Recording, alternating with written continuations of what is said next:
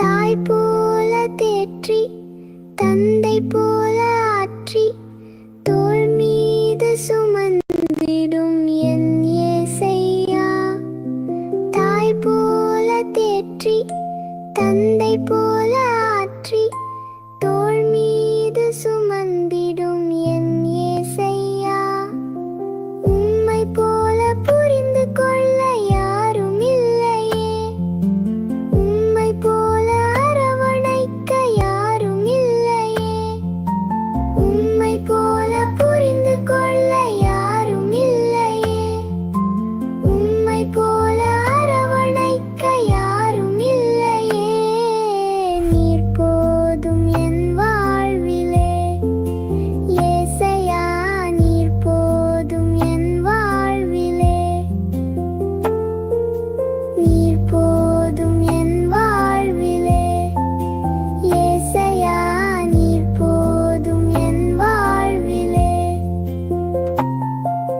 தாய் போல தேற்றி தந்தை போல ஆற்றி தோள் மீது சுமந்திடும் என் ஏசையா.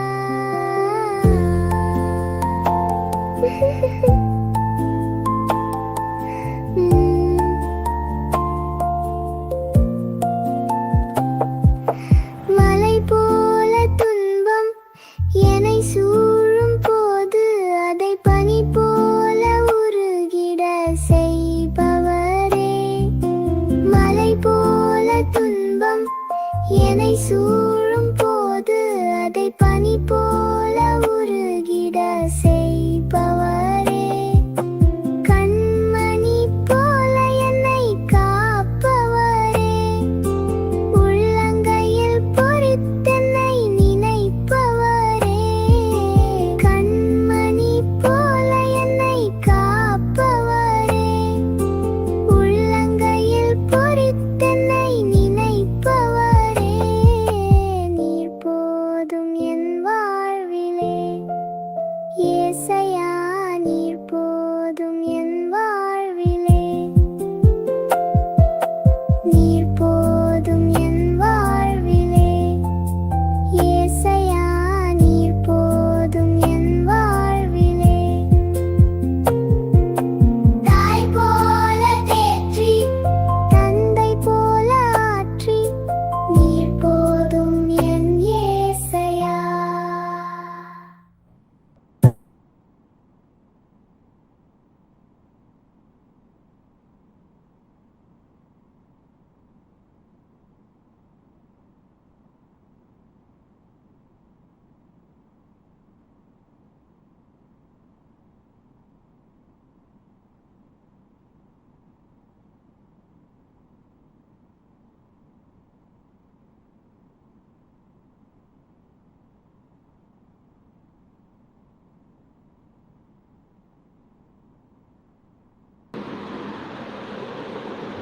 Praise the Lord, குட்டீஸ்.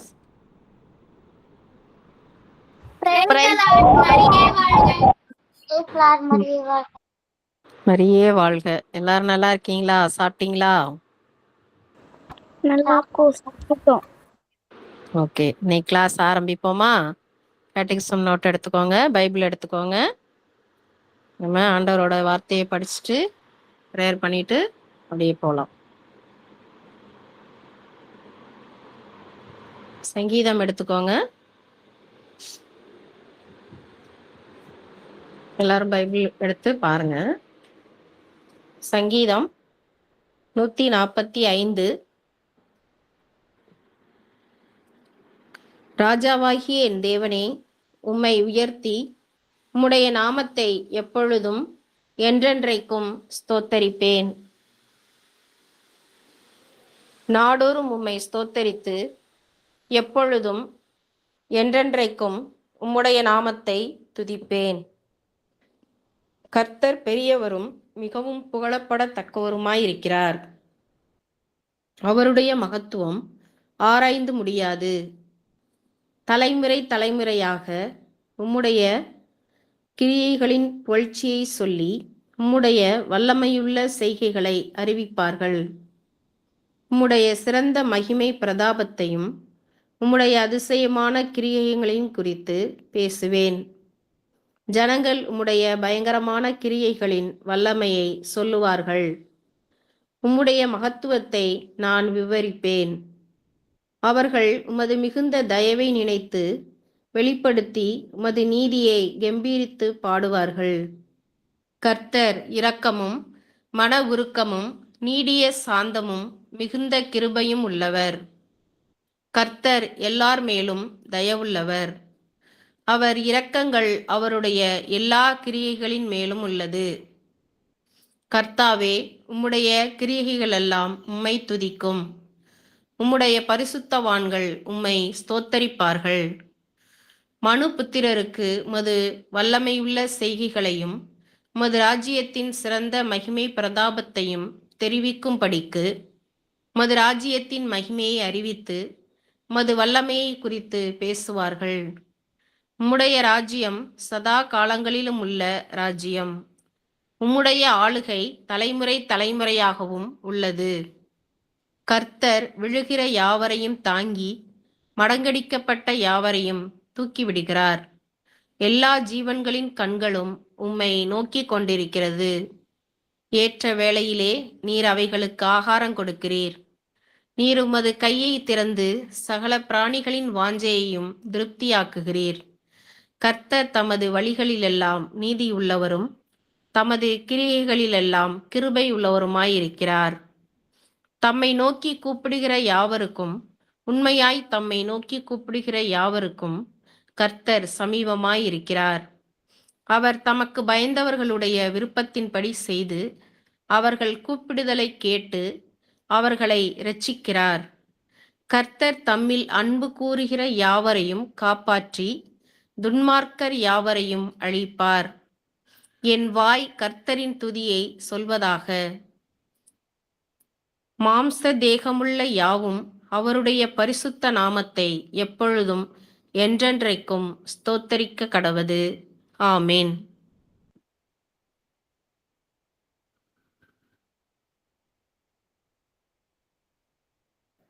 பிரைஸ் லார்ட் குட்டீஸ், எப்படி இருக்கீங்க எல்லாரும்? எல்லாம் சாப்பிட்டீங்களா? சரி, அப்பா அம்மாலாம் கூட இருக்காங்களா? எல்லாருக்கும் இன்னைக்கு கிளாஸ்ல இருக்காங்களா? இருக்காங்களா? ஓகே ஓகே, சரி. நம்ம வந்து சின்னவது ப்ரேயர் பண்ணிட்டு நம்ம நிக்காட்டிஸ் பார்ப்போம். ஓகேவா? முழங்கால் படிக்கிட்டுங்க. சின்ன பிள்ளைங்களாம் முழங்கால் படிக்கிட்டு கையை உயர்த்திட்டு ஜெபம் பண்ண பாருங்க. சரியா? ஆரம்பிச்சிடலாம். ஆண்டவருக்கு நன்றி. நன்றி இயேசுவே, போற்றி இயேசுவே, நன்றி இயேசுவே, போற்றி இயேசுவே. நன்றியோடு துதிக்கிறோம் தகப்பனே. நாவாளையுமை துதிக்கிறோம், இயேசுவையுமை துதிக்கிறோம், இறைவனையுமை துதிக்கிறோம், தந்தையுமை துதிக்கிறோம், தகப்பனையுமை துதிக்கிறோம். என்றென்றும் உம்மை போற்றி புகழ்ந்து பாடி ஆராதித்த அப்பா ஆண்டவரே, உங்களுடைய திரு சமூகத்திலே கூடி வந்திருக்கின்ற உம்முடைய பிள்ளைகளை நீர் உமது வழக்கரத்தினாலே ஆசீர்வதித்தருளும். இதோ எசையா 55 அதிகாரம் 6 வசனத்தில் சொல்லப்பட்டபடி கர்த்தரை கண்டடையத்தக்க சமயத்தில் அவரை தேடுங்கள், அவர் சமீபமாய் இருக்கையில் அவரை நோக்கி கூப்பிடுங்கள் என்ற வார்த்தையின்படியாக ஆண்டவரே, நீர் எங்கள் பட்சத்தில் இருக்கும் பொழுது நாங்கள் உண்மை அறிந்து கொண்டு நீர் எங்களுக்கு அருளுகின்ற ஞானத்தையும் அறிவையும் உணர்வையும் நாங்கள் பெற்றுக்கொண்டவர்களாய், உம்முடைய ராஜ்யத்தின் ரகசியங்களை புரிந்து கொண்டவர்களாய், உமக்கென்று தெரிந்து கொள்ளப்பட்ட ஆசாரிய கூட்டமாக நாங்கள் மாறும்படியாக நீர் எங்களுக்கு கிருபை செய்தருளும். எங்கள் பரிசுத்தமுள்ள தாயே, உம்முடைய பரிசுத்தமுள்ள ஞானத்தினாலே எங்களை நிறைத்தருளும். உம்முடைய பிள்ளைகள் ஒவ்வொருவருக்கும் நீர் அருளுகின்ற ஞானத்தினாலே அவர்கள் அந்த நெத்திய நற்செய்தியை உலகமெங்கும் பறைசாற்றக்கூடிய பிள்ளைகளாக மாறும்படியாக நீர் கிருபை செய்யும்படியாக உம்மிடத்திலே அவர்களை ஒப்புக் கொடுக்கிறேன். ஆண்டவரே, லிவிஷரத்து நிக்கரபர்த்தி சக்கரா, என் ஆத்துமாவே கர்த்தரை ஸ்தோத்திரி, என் முழு உள்ளமே கர்த்தருடைய பரிசுத்த நாமத்தை ஸ்தோத்திரி, என் ஆத்துமாவே கர்த்தரை ஸ்தோத்திரி, அவர் செய்த சகல உபகாரங்களையும் இன்றைக்கும் என்றைக்கும் என்றென்றைக்கும் உள்ள சதாகாலங்களிலும் மறவாதே, என் ஆத்துமாவே. ஆமேன். Praise the Lord. மரியே வாழ்க. Praise the Lord. மரியே வாழ்க. Praise the Lord. Praise the Lord. நம்ம போன வாரம் கிளாஸ்ல ஜெருசலேமுக்கு அந்த 12 வயசு பையனா மாறி இருக்கிற அந்த சேசுவை கூட்டிக்கிட்டு அவங்க அப்பா அம்மா போறது அதோட வந்து முடிஞ்சுது. அப்ப அந்த 12 வயசு சிறுவன் இயேசுவுக்கு வந்து மரியாள் வந்து என்ன கலர்ல ட்ரெஸ் போட்டிருந்தாங்கன்னாக்கா ரூபி ரெட்டு, நல்ல ரத்த சகப்பான ஒரு ரூபி ரெட்டில் ஒரு அங்கி அவங்களே செஞ்சுருந்தாங்க. அந்த அங்கி செய்கிறதெல்லாம் நம்ம பார்த்துருந்தோம். அதுக்கப்புறம் மேலே வந்து ஒரு டார்க் ப்ரௌனில் இருண்ட மர நிறத்தில் வந்து ஒரு மேலங்கியை போட்டு விட்டு கூட்டிகிட்டு போனாங்க.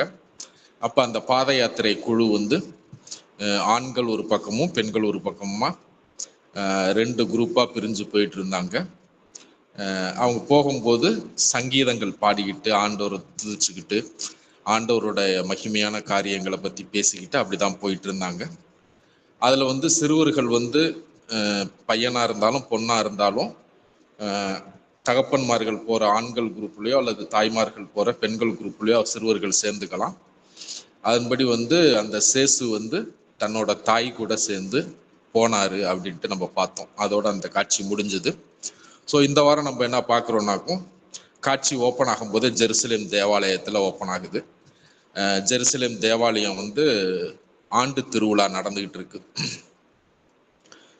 யூதர்களோட முறைமைகள் படி வருஷத்துக்கு ஒரு முறையாவது யூதர்கள் வந்து அந்த ஜெருசலேம் நோக்கி போய் அந்த ஜெருசலேம் தேவாலயத்தில் அவங்க ஒரு வருஷத்துக்குரிய அவங்களோட கடன்களை எல்லாம் வந்து அங்கே வந்து நிறைவேற்றிட்டு வருவாங்க. இது வந்து ஒரு ட்ரெடிஷனாகவே யூதர்கள்ட்ட வந்து இருக்கு. ஸோ அதன்படி வந்து சேசு மரி சூசேப்பர் இருக்கிற இந்த திருக்குடும்பமும் இந்த வருஷம் அவங்க ஆண்டு திருவிழாவுக்கு போகிறாங்க. அப்போ அந்த ஊருக்காரங்கள்லாம் சேர்ந்து போகிறாங்க. போகும்போது அந்த ஜெருசலேமில் ஆண்டு திருவிழா நடந்துகிட்டு இருக்குது. மக்கள் கூட்டம் நிறையா இருக்குது.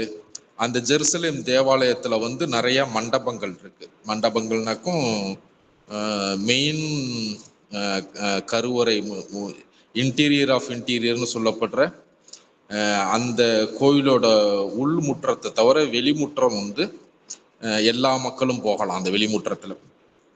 ஸோ அந்த வெளிமுற்றத்தில் வந்து நிறையா மண்டபங்கள் இருக்கும். அதில் வந்து இந்த புறாக்கள் விற்கிறது, ஆடுகள் விற்கிறது, இதெல்லாம் அந்த வியாபாரிகள்லாம் அந்த வெளிமுற்றத்தில் தான் இருப்பாங்க. அது கூட நம்ம கூட ஆண்டவர் பெரிய பிள்ளையா போனதுக்கப்புறம் நம்ம பைபிளில் படிச்சிருப்போம், இந்த வியாபாரிகள்லாம் சாட்டை எடுத்து அடிப்பாங்கன்ட்டு. ஸோ அதில் வந்து மக்கள் கூட்டம் நிறையா இருக்கும். ஸோ மக்கள் போகிறதும் வர்றதுமா வந்து அவங்கவுங்க கடமைகளை முடிச்சுட்டு அவங்க செலுத்த வேண்டிய பலிகளை செலுத்திட்டு ஊருக்கு ரிட்டர்ன் ஆகிற கூட்டம் ரிட்டர்ன் போயிட்டு இருக்கு. அப்போதான் உள்ள வர்ற கூட்டம் உள்ள வந்துட்டு இருக்கு. அதே மாதிரி நம்ம சேசு மரி சூசேப்பரோட திருக்குடும்பமும் சங்கீதங்கள் பாடிக்கிட்டு உள்ள வராங்க. அவங்க கூட வந்து அவங்களோட சொந்தக்கார ஃபேமிலிஸ் இருக்காங்க. அது இல்லாமல் அந்த ஊருக்காரவங்க கொஞ்சம் பேர் இருக்கிறாங்க. ஊருக்காரங்கன்னா யாரு? அந்த நாசரேத் ஊருக்காரங்க. ஸோ அந்த குரூப் வந்து உள்ள வருது. உள்ள வந்ததும்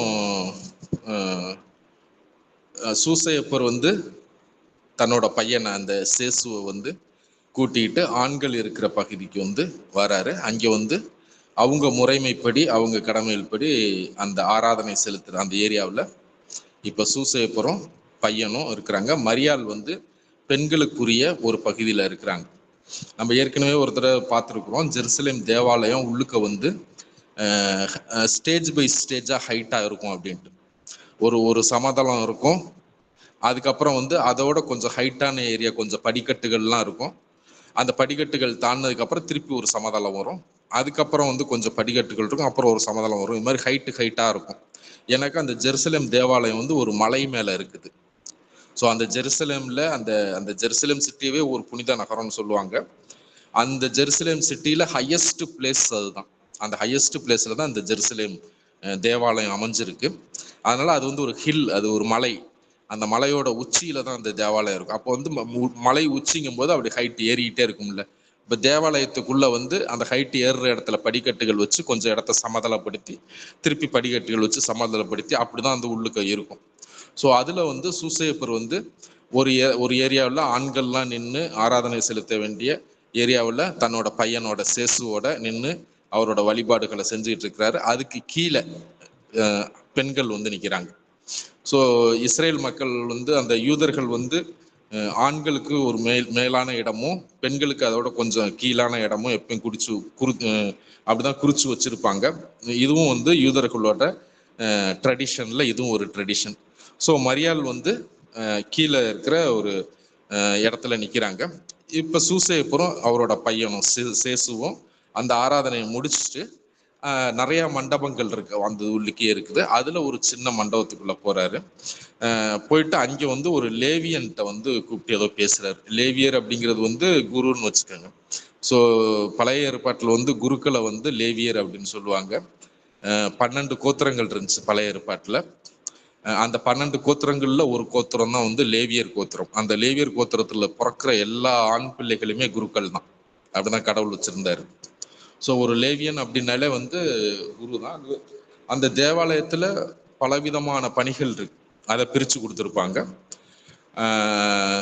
உள்முற்றத்துல பணி செய்யறது ரொம்ப சீனியரான பிரீஸ்ட், மூப்பரா இருக்கிற குருக்களுக்கு தான் அந்த உள்முற்றத்துல வேலை செய்யறதுக்கு. அது தவிர நிறைய வேலைகள் இருக்கு, நிறைய பலிபீடங்கள் இருக்கும். அந்த பலிபீடத்துல சாம்பல் அல்றது கூட ஒரு வேலை தான். அந்த பலிபீட நெருப்பு அணையாம பார்த்துக்கிறது வேறு வேலை. அதே மாதிரி உள்முற்றத்தெல்லாம் பார்த்தீங்கன்னா தூப புகை அணையாம பார்த்துக்கிறது, தூபம் போட்டுக்கிட்டே இருக்கிறது, அது மாதிரி ஏகப்பட்ட வேலைகள் இருக்குது. அதுல ஒரு ஒரு சின்ன பையனா இருக்கிற ஒரு லேவியன்ட்ட போயிட்டு சூசேப்பர் வந்து ஏதோ பேசுறாரு. பேசுனதும் அந்த லேவியன் என்ன பண்றான், டக்குன்ட்டு ஒரு ஒரு ஒரு இதுக்குள்ள ஒரு ரூம் மாதிரி உள்ள போறான். அது வந்து ஒரு ஸ்கிரீன் போட்டிருக்கு, ஒரு ஸ்கிரீனை விளக்கிட்டு உள்ள போறான். கோடு கோடா போட்ட ஸ்கிரீன், அது கோடு போட்ட ஒரு ஸ்கிரீன்லாம் தள்ளிட்டு உள்ள போறான். உள்ள போயிட்டு ரிட்டர்ன் வரும்போது அந்த ஒரு 10 குருக்கள் ரிட்டர்ன் வராங்க அந்த ரூம்குள்ள இருந்து. அப்படின்னா என்னன்னா, இவர் வந்து பேசியிருக்கிறாரு, என் பையனை வந்து டெஸ்ட் பண்ணி பாருங்க, அதுக்காக குருக்கள்கிட்ட கூட்டிட்டு வந்திருக்கேன் அப்படின்னு ஏதோ சொல்லியிருப்பாரு சூசேப்பர். அவர் என்ன பேசினாரு அப்படிங்கிறது அங்கே இல்லை. ஸோ 10 குருக்கள் வராங்க. அவங்க ரொம்ப சோர்வா அல்லது ஒரு ஒரு ஆர்வம் இல்லாம, ஒரு இன்ட்ரெஸ்ட் இல்லாம, ஏன்னா வழக்கமா நடக்கிற ஒரு சடங்கு மாதிரி இதுவும் ஒரு சடங்கு. யூதர்கள்ல வந்து அவங்க பசங்க ஆண் பிள்ளைகள் வந்து குறிப்பிட்ட வயசு நிரம்பினதுக்கு அப்புறம் அந்த தகப்பன்மார்கள் வந்து இது மாதிரி கோயில்ல கொண்டாந்து, என் பையன் வந்து ஞானப்பிரமாணத்துக்குரிய வயதை எட்டிட்டான், அதனால வந்து நீங்க வந்து இதை டெஸ்ட் பண்ணி நீங்க தான் வந்து ஓகே சொல்லணும். நீங்க ஓகே சொல்லிட்டீங்கன்னாக்கும் இனிமே அவன் செய்யற பாவத்துக்கு, அவன் செய்யற மீறுதல்களுக்கு தகப்பனாகிய நான் பொறுப்பு இல்லை அப்படின்ட்டு அர்த்தம். இது வந்து யூதர்கள்ட்ட இருக்கிற ஒரு ட்ரெடிஷன். ஸோ இந்த திருக்குடும்பம் வந்து சேசு வந்து ஆண்டவர் அப்படிங்கிற ரகசியம் வந்து இந்த தாய் தகப்பனுக்கு தெரியும், ஊர்க்காரங்க சொந்தக்காரங்க கூட தெரியாது. அதனால வந்து இவங்க வந்து மித்த எல்லா மக்கள் மாதிரியும் சராசரியா தான் நடந்துக்கிறாங்க. மித்த யூத குடும்பங்கள்ல வந்து என்னென்ன முறைமைகள் ஃபாலோ பண்ணுவாங்களோ அதை ஃபாலோ பண்ணி இப்போ இந்த பையனுக்கு 12 வயசு வந்துருச்சு அப்படின்னாக்கும் இந்த சடங்கு செய்யணும். அதனால வந்து இந்த சடங்கை வந்து அவங்க இது பண்றாங்க. அதுக்காக வந்து சூசேப்பர் கூட்டிட்டு வர்றாரு. அப்போ 10 குருக்கள் வராங்க. யாரு, இந்த பையன் 12 வயசு பையன் சேசுவை டெஸ்ட் பண்றதுக்கு வரவும் சூசேப்பர் வந்து அந்த 10 பேர்கிட்டையும் வந்து சேசுவை வந்து அறிமுகம் செய்யறாரு. அந்த 10 பேர் வந்ததும் சூசேப்பரும் சேசுவும் முதல்ல தலை வணங்கி அவங்களுக்கு வந்து மரியாதை செலுத்துட்டு வந்தவங்களும் கண்ணியமா போயிட்டு அங்கே வந்து வுட்டில் வந்து சேர்ஸ் இருக்கு, 10 சேர் இருக்கு. 10 சேர்ல வந்து மரத்தாலான 10 சேர் வுட்டில், அதில் வந்து அவங்க 10 பேர் உட்காந்துக்கிறாங்க. உட்காந்ததும் சூசேப்பர் வந்து அவங்கள பார்த்து சொல்றாரு, இது வந்து என்னோட மகன் 3 மாசம் 12 நாட்களுக்கு முன்னாடி என்னோட மகனுக்கு வந்து வேத பிரமாணத்தோட வயசு நிறைவேறிடுச்சு அப்படின்னு சொல்றாரு. 3 மாசம் 12 நாட்களுக்கு முன்னாடி நிறைவேறிடுச்சு. அதனால இஸ்ரேலின் விதிமுறைப்படி வந்து என் மகன் ஒழுக வேண்டும் அப்படின்ட்டு வந்து நான் விருப்பப்படுறேன். இவன் வந்து சரீர உடல் பிரகாரமும் இப்போ வந்து குழந்தை கிடையாது, வேத பிரமாணத்தின் குமாரன் அப்படிங்கிற தகுதிக்கு வந்து என் மகன் வந்து ரெடியா இருக்கிறான். அந்த பையனை வந்து அதுக்காக நான் வந்து என் பையனை வந்து நான் ரெடி பண்ணியிருக்கிறேன், தயார் செஞ்சிருக்கிறேன். நீங்க வந்து தயவு செய்து வந்து இதை வந்து பரிசீலித்து தந்தையாகிய நான் கூறுறது சரிதானா அப்படின்ட்டு தீர்மானிக்கும்படி உங்கள்கிட்ட கேட்டுக்கிறேன் அப்படின்னு சொல்றாரு. சொல்லிட்டு அதுக்கப்புறம் இன்னும் கண்டினியூவா பேசுறாரு. என்ன சொல்றாருன்னா, என் மகனுக்கு வந்து கட்டளைகளும் பாரம்பரியங்களும் தீர்ப்புகளும் தெரியும், தொங்கல்களின் பழங்களும் வேத வசனங்கள் அடங்கிய தாயத்துக்களின் பொருட்களும் தெரியும், மேலும் அன்றாட ஜபங்களும் ஆசீர்வாதங்களும் தெரியும். வேத பிரமாணத்தையும் அதோட 3 கிளைகளாகிய ஹலாசியா, மிட்ராஸ்கு, அகாதா ஆகியவையும் தெரியும். அதனால இனிமே அவர் ஒரு மனிதனா நடந்துக்க முடியும்.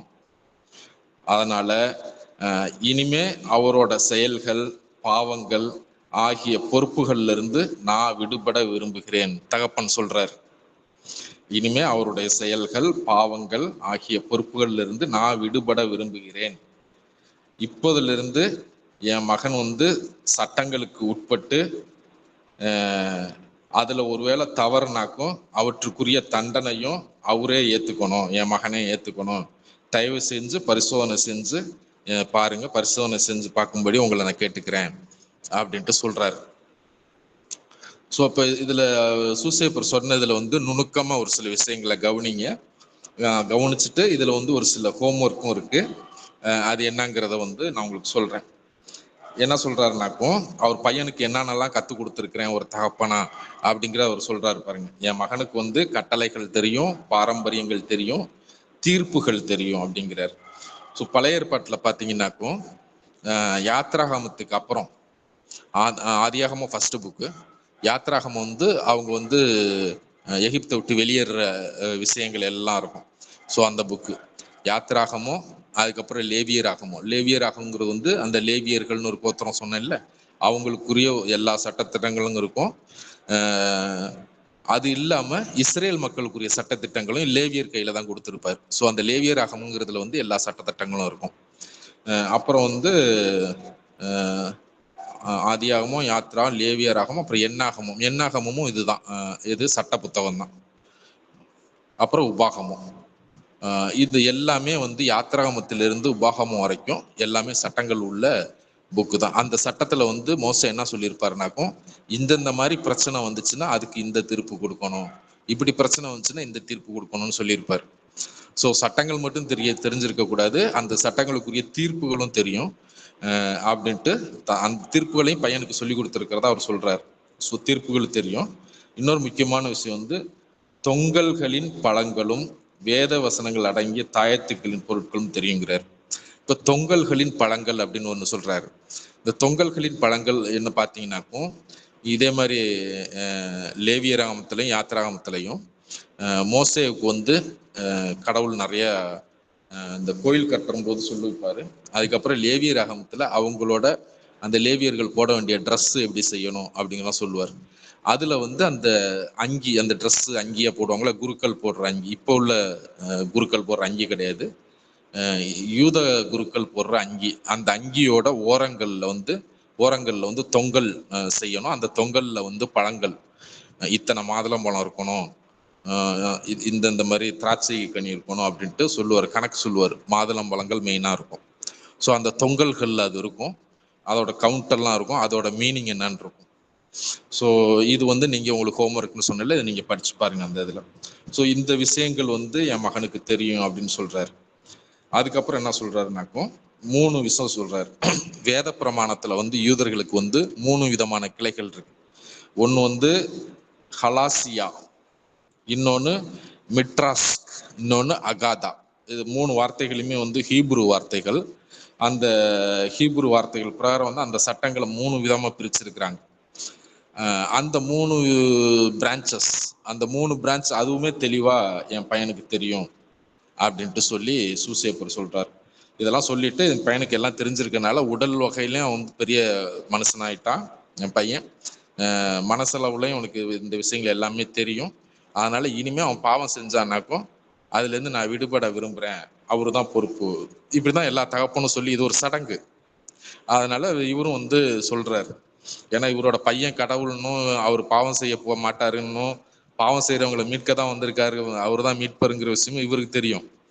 ஆனா பொதுவா இந்த வார்த்தைகளை சொல்லி தகப்பன்மார்கள் குருக்கள்கிட்ட போய் ஒப்படைக்கணும். அந்த இது ஒரு எக்ஸாமினேஷன் மாதிரி, ஓரல் எக்ஸாம்னு வச்சுக்கோங்களேன். ரிட்டன் எக்ஸாம் இல்லாம ஓரல் எக்ஸாம், வாய் வார்த்தையாவே கேள்வி கேட்டு அந்த அந்த வயசு பையன் சொல்ற அந்த பதிலை வச்சு அசஸ்மெண்ட் பண்ணி பாஸ் ஆயிட்டானா பாஸ்ன்ட்டு ஒரு பட்டம் கொடுக்குற மாதிரி ஒரு சடங்கு செய்வாங்க.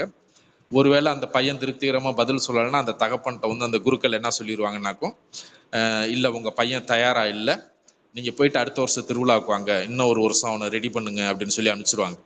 அந்த ஒரு வருஷ பீரியடில் அந்த பையன் செய்கிற பாவங்களுக்கும் குற்றங்களுக்கும் மீறுதல்களுக்கும் தகப்பனாகி நீங்க தான் பொறுப்புன்னு சொல்லி அனுப்பிச்சிருவாங்க. இது வந்து யூதர்கள் இதில் நடந்த சடங்கு. அந்த தான் வந்து சூசேப்பர் வந்து இப்போ கேட்குறாரு. உடனே அந்த 10 பேரும் சரின்ட்டு, சரி நாங்கள் அசஸ் பண்ணுறோம், நாங்கள் செய்கிறோன்ட்டு, குழந்தாய் முன்னாடி வா அப்படின்னு சொல்கிறாங்க. இது வரைக்கும் சூசேப்பர் பக்கத்தில் அந்த 12 வயசு சேசு நிற்கிறாரு. அவங்களுக்கு முன்னாடி 10 உடன் சேர்ல அந்த 10 குருக்களும் உட்காந்துருக்குறாங்க. சரி சூசேப்பரோட ரெக்வஸ்ட் கேட்டு சரி நாங்கள் அசஸ் பண்ணுறோன்ட்டு குழந்தாய் முன்னாடி வா அப்படின்னு சொல்கிறாங்க. இப்போ சேசு என்ன பண்ணுறாரு, ஒரு 4 ஸ்டெப்பு போய் அந்த குருக்களுக்கு முன்னாடி அவங்க பேசுனா இவருக்கு கேட்குற மாதிரியும் இவர் பேசுகிற பதில் அவங்களுக்கு கேட்குற ஒரு டிஸ்டன்ஸில் முன்னாடி போயிடுறாரு. அதே மாதிரி சூசேப்பர் என்ன பண்ணுறாரு, ஒரு 8 ஸ்டெப்பு பின்னாடி போய் அந்த ஒரு பெரிய ஹால் மாதிரி இருக்கும், அந்த மூலையில் போய் நின்றுடுறாரு. அந்த மூலையில் கார்னரில் போய் அவர் நின்றுடுறாரு. அது ஏன்னாக்கும், இதெல்லாம் நான் டீச் பண்ணலை, எனக்கு இதுக்கு சம்மந்தம் இல்லை அப்படிங்கிற மாதிரி என்ன பண்ணிடுறாரு, நான் வந்து இந்த சடங்குக்காக வந்தேன், இப்போ பிள்ளைய கொடுத்துருக்குறேன், இனி சொல்ல போகிற பதில்லாம் நான் சொல்லி கொடுத்தது இல்லை அப்படிங்கிற மாதிரி ஒரு மைண்ட் செட்டில் அவர் என்ன பண்ணிடுறாரு, பின்னாடி போய் அவர் நின்றுடுறாரு. அந்த ஒரு நல்ல அந்த ரூமோட எண்டில் கார்னரில் போய் சைலண்டாக நின்றுக்கிறாரு. அந்த குருக்கள் கேட்குறாங்க பையன்கிட்ட பார்த்து, உன் பேர் என்ன அப்படின்னு கேட்குறாங்க. ஃபர்ஸ்ட் கேள்வி. அவர் சொல்றாரு, நான் வந்து நாசரேத்து சூசையின் மகன் சேசு என் பேர் அப்படிங்கிறார். இப்பயுமே கூட வந்து நம்மளாம் பேர் சொல்லும் போது அப்பா பேர் சொல்லி எல்லாம் ஒரு சிலர் சொல்லுவோம்ல, அந்த மாதிரி வந்து அதான் வந்து ட்ரெடிஷன். அங்கே அப்பா பேர் சொல்லி ஊர் பேர் சொல்லி சொல்லுவாங்க. இவர் வந்து நான் வந்து நாசரேத்து சூசையின் மகன் சேசு அப்படின்னு சொல்றாரு. அப்போ வந்து நாசரேத்து சூசையின் மகன் சேசுங்கும் போது அதில் இந்த ஊர் பேர் வருது பார்த்தீங்களா. இந்த நாசரேத் அப்படிங்கிற ஊர் வந்து இஸ்ரேல் மக்கள் வாழ்ந்த ஊர்கள்லே வந்து கொஞ்சம் மட்டமான ஊருங்கிற மாதிரி வச்சுங்க. மட்டமான ஊர்னா அங்கே உள்ளவங்க கொஞ்சம் படிப்பறிவு இருக்காது, மித்த நல்ல டெவலப்டு இதை கம்பேர் பண்ணும்போது நாசரேத் வந்து அந்த நாசரேத்துலேருந்து ஒரு நன்மையும் புறப்படாது அப்படிங்கிற ஒரு பழமொழி கூட வச்சுருப்பாங்க அவங்க. அப்போ நசரேயன், நாசரேத் ஊருக்காரன் நசரேயன். நசரேயன் அப்படின்னாலே வந்து கொஞ்சம் மட்டமாக தான் பார்ப்பாங்க அவங்களுக்குள்ளேயே, இந்த இஸ்ரேல் மக்களே அவங்களுக்குள்ளேயே வந்து அப்படிதான் ஒரு ஒரு ட்ரெடிஷன், ஒரு ட்ரெண்ட் இருந்துச்சு. இவர் வந்து நான் நாசரேத்து சூசையின் மகன் சேசு அப்படின்னதுமே ஒரு குரு வந்து கேட்குறாரு, ஓ நசரேயனா, அப்போனா உனக்கு நான் வாசிக்க தெரியுமா அப்படிங்கிறாரு. ஸோ நல்லா இப்போ அந்த ஊர் பேரை கேட்டாலே கொஞ்சம் மட்டமாக தான் இது பண்ணுவாங்க. அங்கே உள்ளவங்க படிக்க தெரியாது, எழுத தெரியாது. ஒரு இதே வந்து ஜெருசலேம்காரனாக்கும் அதான் கேபிட்டல் சிட்டி, அந்த நாட்டோட தலைநகரம் தான். ரொம்ப ஹை கிளாஸ் பீப்புள் எல்லாம் ரொம்ப வசதியாக இருப்பாங்க. அது மாதிரி அங்கே ஒரு ஏழை இருந்தாலே ஒரு பெரிய இது மாதிரி தான். அதான் நசரேத்து வந்து கொஞ்சம் மட்டமான ஊர். நசரேத்து சூசையோட மகன் சேசுன்னு சொன்னதுமே ஒரு குரு வந்து கேள்வி கேட்கிறார், ஓ நசரேயனா, அப்பனா உனக்கு நான் வாசிக்க தெரியுமாங்கிறார். அப்போ அந்த 12 வயசு சேசு சொல்றாரு, ஆம் குருவே, எனக்கு வந்து எழுதப்பட்டிருக்கிற வார்த்தைகளையும் அந்த வார்த்தைகளின் பொருளையும் என்னால் வாசிக்க முடியும் அப்படிங்கிறாரு. அவங்க கேட்ட கேள்வி என்ன, சொல்ற பதில் நல்லா நுணுக்கமாக கவனிங்க. இதுக்கப்புறம் அவங்க கேட்குற கேள்விக்கும் அதுக்கு வந்து சேசு சொல்ற பதிலும் நல்லா ஆழமாக கவனிங்க. எல்லாத்துலேயும் ஆழமான கருத்து இருக்கு. இவர் சொல்றாரு, ஆம் குருவே, எனக்கு வந்து எழுதப்பட்டிருக்க வார்த்தைகளையும் அந்த வார்த்தைகளோட பொருளையும் என்னால் வாசிக்க முடியுங்கிறார். ஜென்ரலாக வாசிக்க தெரியுமானா என்ன எழுதப்பட்டிருக்கோ அதானே நம்ம வாசிப்போம். அது வாசிச்சாலே அது என்னங்கிறது இருக்க போகுது.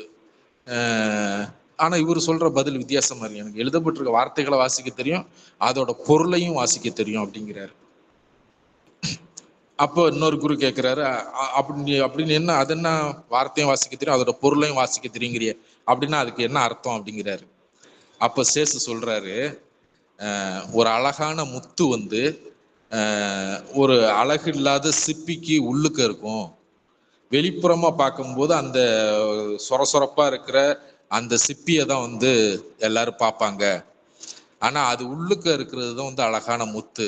அது மாதிரி என்னால வந்து வெளியில இருக்கிற அந்த வார்த்தைகளையும் வாசிக்க முடியும், அதுக்குள்ள ஒளிஞ்சிருக்கிற ரொம்ப அழகான முத்து மாதிரியா இருக்கிற அதோட உள் பொருளையும் என்னால கண்டுபிடிச்சிக்க முடியும் அப்படின்னு சொல்லி சொல்றாரு. அப்போ ஒரு குரு சொல்றாரு, ரொம்ப அறிவுள்ள பதிலா, அதுவும் ரொம்ப ஞானமான பதிலா இருக்கே, இந்த மாதிரி முதியோர்கள் வாயிலிருந்து கூட நம்ம கேட்கவே முடியாது, ரொம்ப அபூர்வம் தான் இது. ஆனா ஒரு குழந்தைகிட்ட இருந்து கேட்கிறோமே, அதுவும் ஒரு நசரேயன்கிட்ட இருந்து அப்படின்ட்டு சொல்றாரு. சொல்லவும் நான் சொன்னேன்ல, ஃபர்ஸ்ட் அந்த 10 குருக்கள் வரும் ரொம்ப டல்லா வந்தாங்கட்டு, இது வழக்கமா நடக்கிற ஒரு சடங்கு தான் வந்தாங்கன்னு சொன்னேன்ல. இப்படி ஒரு பதில அந்த அந்த பையன்கிட்ட இருந்து கேட்டதும் அந்த 10 குருக்களும் டக்குன்னு அலர்ட் ஆயிடுறாங்க, டக்குன்னு விழிப்பாயிடுறாங்க. விழிப்படைஞ்சு அப்படி சேர்ல கொஞ்சம் அப்படி நிமிர்ந்து உட்காந்து இது பண்ணிடுறாங்க. அதுக்கப்புறம் வந்து அந்த மொத்த செஷன் முடிகிற வரைக்கும் அவன் அந்த 10 குருக்களோட கண்ணும் வந்து அந்த அந்த பையன்கிட்ட இருந்து எடுக்கவே இல்லை. அப்படியே உத்து பார்த்து உத்து கவனிச்சுட்டு இருந்தாங்க. அந்த அளவுக்கு அலர்ட் ஆயிட்டாங்க அப்படின்ட்டு இருக்கு. அந்த அளவுக்கு அலர்ட் ஆயிடுறாங்க. அப்ப இன்னொரு குரு சொல்றாரு, உனக்கு கற்பித்தவருக்கு வந்து நீ வந்து மகிமை அளிக்கிறாய், நிச்சயமா அவங்க வந்து ரொம்ப ஆழ்ந்து கற்றவர் தான் அவரு அப்படின்னு சொல்றாரு. உனக்கு கத்து கொடுத்தவங்களுக்கு வந்து நீ ரொம்ப மகிமை அளிக்கிற, நிச்சயமா அவங்க வந்து ரொம்ப ஆழ்ந்து கற்றவங்க தான் அப்படின்னு சொல்றாரு. இந்த குருக்கள் சொல்றதோட அர்த்தம் என்னன்னா, அவங்க ஏன்னா இவங்க அப்பா தானே வந்து நான் என் பையனுக்கு எல்லாம் கத்து கொடுத்துருக்கேன், நீங்க டெஸ்ட் பண்ணி சொல்லுங்க அப்படின்னு சொல்றதுனால அவங்க அப்பாவை மீன் பண்ணி அந்த குரு சொல்றாரு. இதை சொன்னதும் அதுக்கு பதில் இயேசு பதில் சொல்றாரு, அவருடைய நீதியான இருதயத்துல கடவுளின் ஞானம் குமிஞ்சு இருக்கு அப்படின்னு சொல்றாரு. அந்த கத்து கொடுத்தவங்க அவங்களோட நீதியான இருதயத்துல கடவுளின் ஞானம் குமிஞ்சு இருக்கு அப்படிங்கிறாரு. இப்படி ஒரு பதில் சொல்லுவோம். உடனே டக்குன்னு அந்த ரூம்ல கடைசியா ஓரமா போய் சூசேப்பர் ஒதுங்கி நிக்கிறாரு பாருங்க. அவரை பார்த்து ஒரு குரு சொல்றாரு, பாத்தீங்களா, கவனிச்சிங்களா, இப்படிப்பட்ட ஒரு மகனுக்கு தந்தையா இருக்கிற நீங்க பாக்கியசாலி தான் அப்படின்ட்டு சொல்றாரு. அந்த குரு சொல்றாரு. சூசேப்பர் வந்து தலையை குனிஞ்சுக்கிட்டு சிரிக்கிறாரு.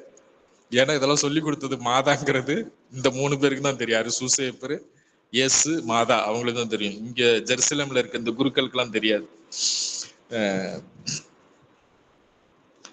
இப்ப வந்து என்ன பண்றாங்க, டெஸ்ட் ஆரம்பிக்குது.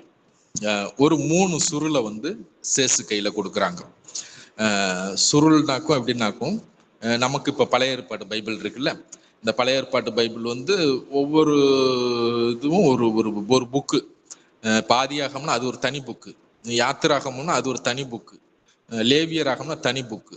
இந்த புக்கு வந்து இப்ப நம்ம வச்சிருக்க புக்கு மாதிரி பேப்பர் புக்கு கிடையாது.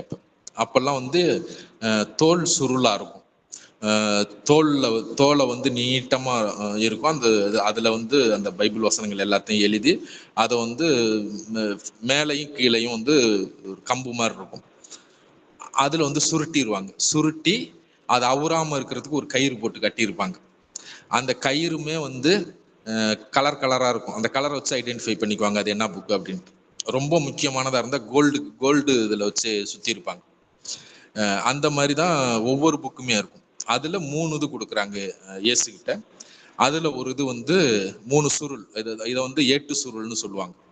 ஒவ்வொரு புக்கும் ஒவ்வொரு பைபிளும் ஒவ்வொரு ஏட்டு சுருளா இருக்கும். அது மாதிரி 3 சுருள் இயேசு கிட்ட கொடுத்துட்டு, அதுல வந்து இந்த கோல்டு கலரு கயிறு போட்டு கட்டி இருக்குல்ல, அதை வந்து எடுத்து வாசி அப்படின்ட்டு சொல்றாங்க. சொல்லவும் மித்த 2 வெவ்வேறு கலரு, இது ஒரு இது மட்டும் கோல்டு கயிறு போட்டு கட்டியிருப்பாங்க. ஸோ ஃபர்ஸ்ட் இது டெஸ்ட் அதுதான், அந்த கோல்டு கயிறு போட்டு கட்டினது. அதை வந்து இயேசுனார் வந்து அதை அந்த கயிறு அவுத்துட்டு அந்த சுருளை விரிக்கிறாரு. விரிச்சு படிக்கிறாரு. படிச்சும்போது ஃபர்ஸ்ட் ஒரு 4-5 வார்த்தை சொல்றாரு. சொன்னதும் டக்குன்னு வந்து சுருளை வாங்கிறாங்க. போதும் கொடுத்துட்டு மிச்சத்தை பேலன்ஸ் வந்து மனப்பாடமா சொல்லுன்றாங்க. அவரு இது வரைக்கும் படிச்சப்போ வந்து நல்லா நிறுத்தி நிதானமா ஒவ்வொரு வார்த்தைக்கும் வந்து அதோட அர்த்தத்தோட அழகா வாசிப்பாரு. வாசிச்சதும் போதும் படிச்சது கொடுன்னு வாங்கிட்டு மிச்சத்தை சொல்லுங்க. இது வரைக்கும் எப்படி படிச்சாரோ அதே ஸ்டைல்ல ஏதோ பார்த்து படிக்கிற மாதிரி அப்படியே நிதானமா அழகா ஒவ்வொரு வார்த்தையும் தெளிவா அந்த இதை வாசிப்பார். அது என்னன்னா 10 கட்டளை. ஃபர்ஸ்ட் இது வந்து 10 கட்டளை கொடுத்து தான் வந்து வாசிக்க சொல்லுவாங்க. ஸோ அந்த சுருள் வந்து அந்த இதுலன்னா யாத்ராகமத்துல இருக்கிற ஒரு சுருள் அது. ஸோ அந்த 10 கட்டளைகள் அடங்கி இருக்கிற அந்த சுருள் தான் அந்த கோல்டு கயிறு போட்டு கட்டி இருந்தது. அதை வந்து அவர் 10 கட்டளையை வாசிப்பார். அது என்ன வாசிச்சாரு அப்படிங்கிறது நம்ம பைபிள்ல என்ன இருக்கோ இப்ப என்ன இருக்கோ இதே விஷயங்கள் தான் வாசிச்சது. இப்ப நம்ம ஐசக் பிரதர் வந்து அந்த 10 கட்டளை வந்து இயேசு வந்து எப்படி எந்த வசனங்களை வாசிச்சாரு அப்படிங்கிறத வாசிப்பாங்க. அதை கவனிப்போம். கவனிச்சுட்டு அப்படி நம்ம கண்டினியூ பண்ணுவோம்.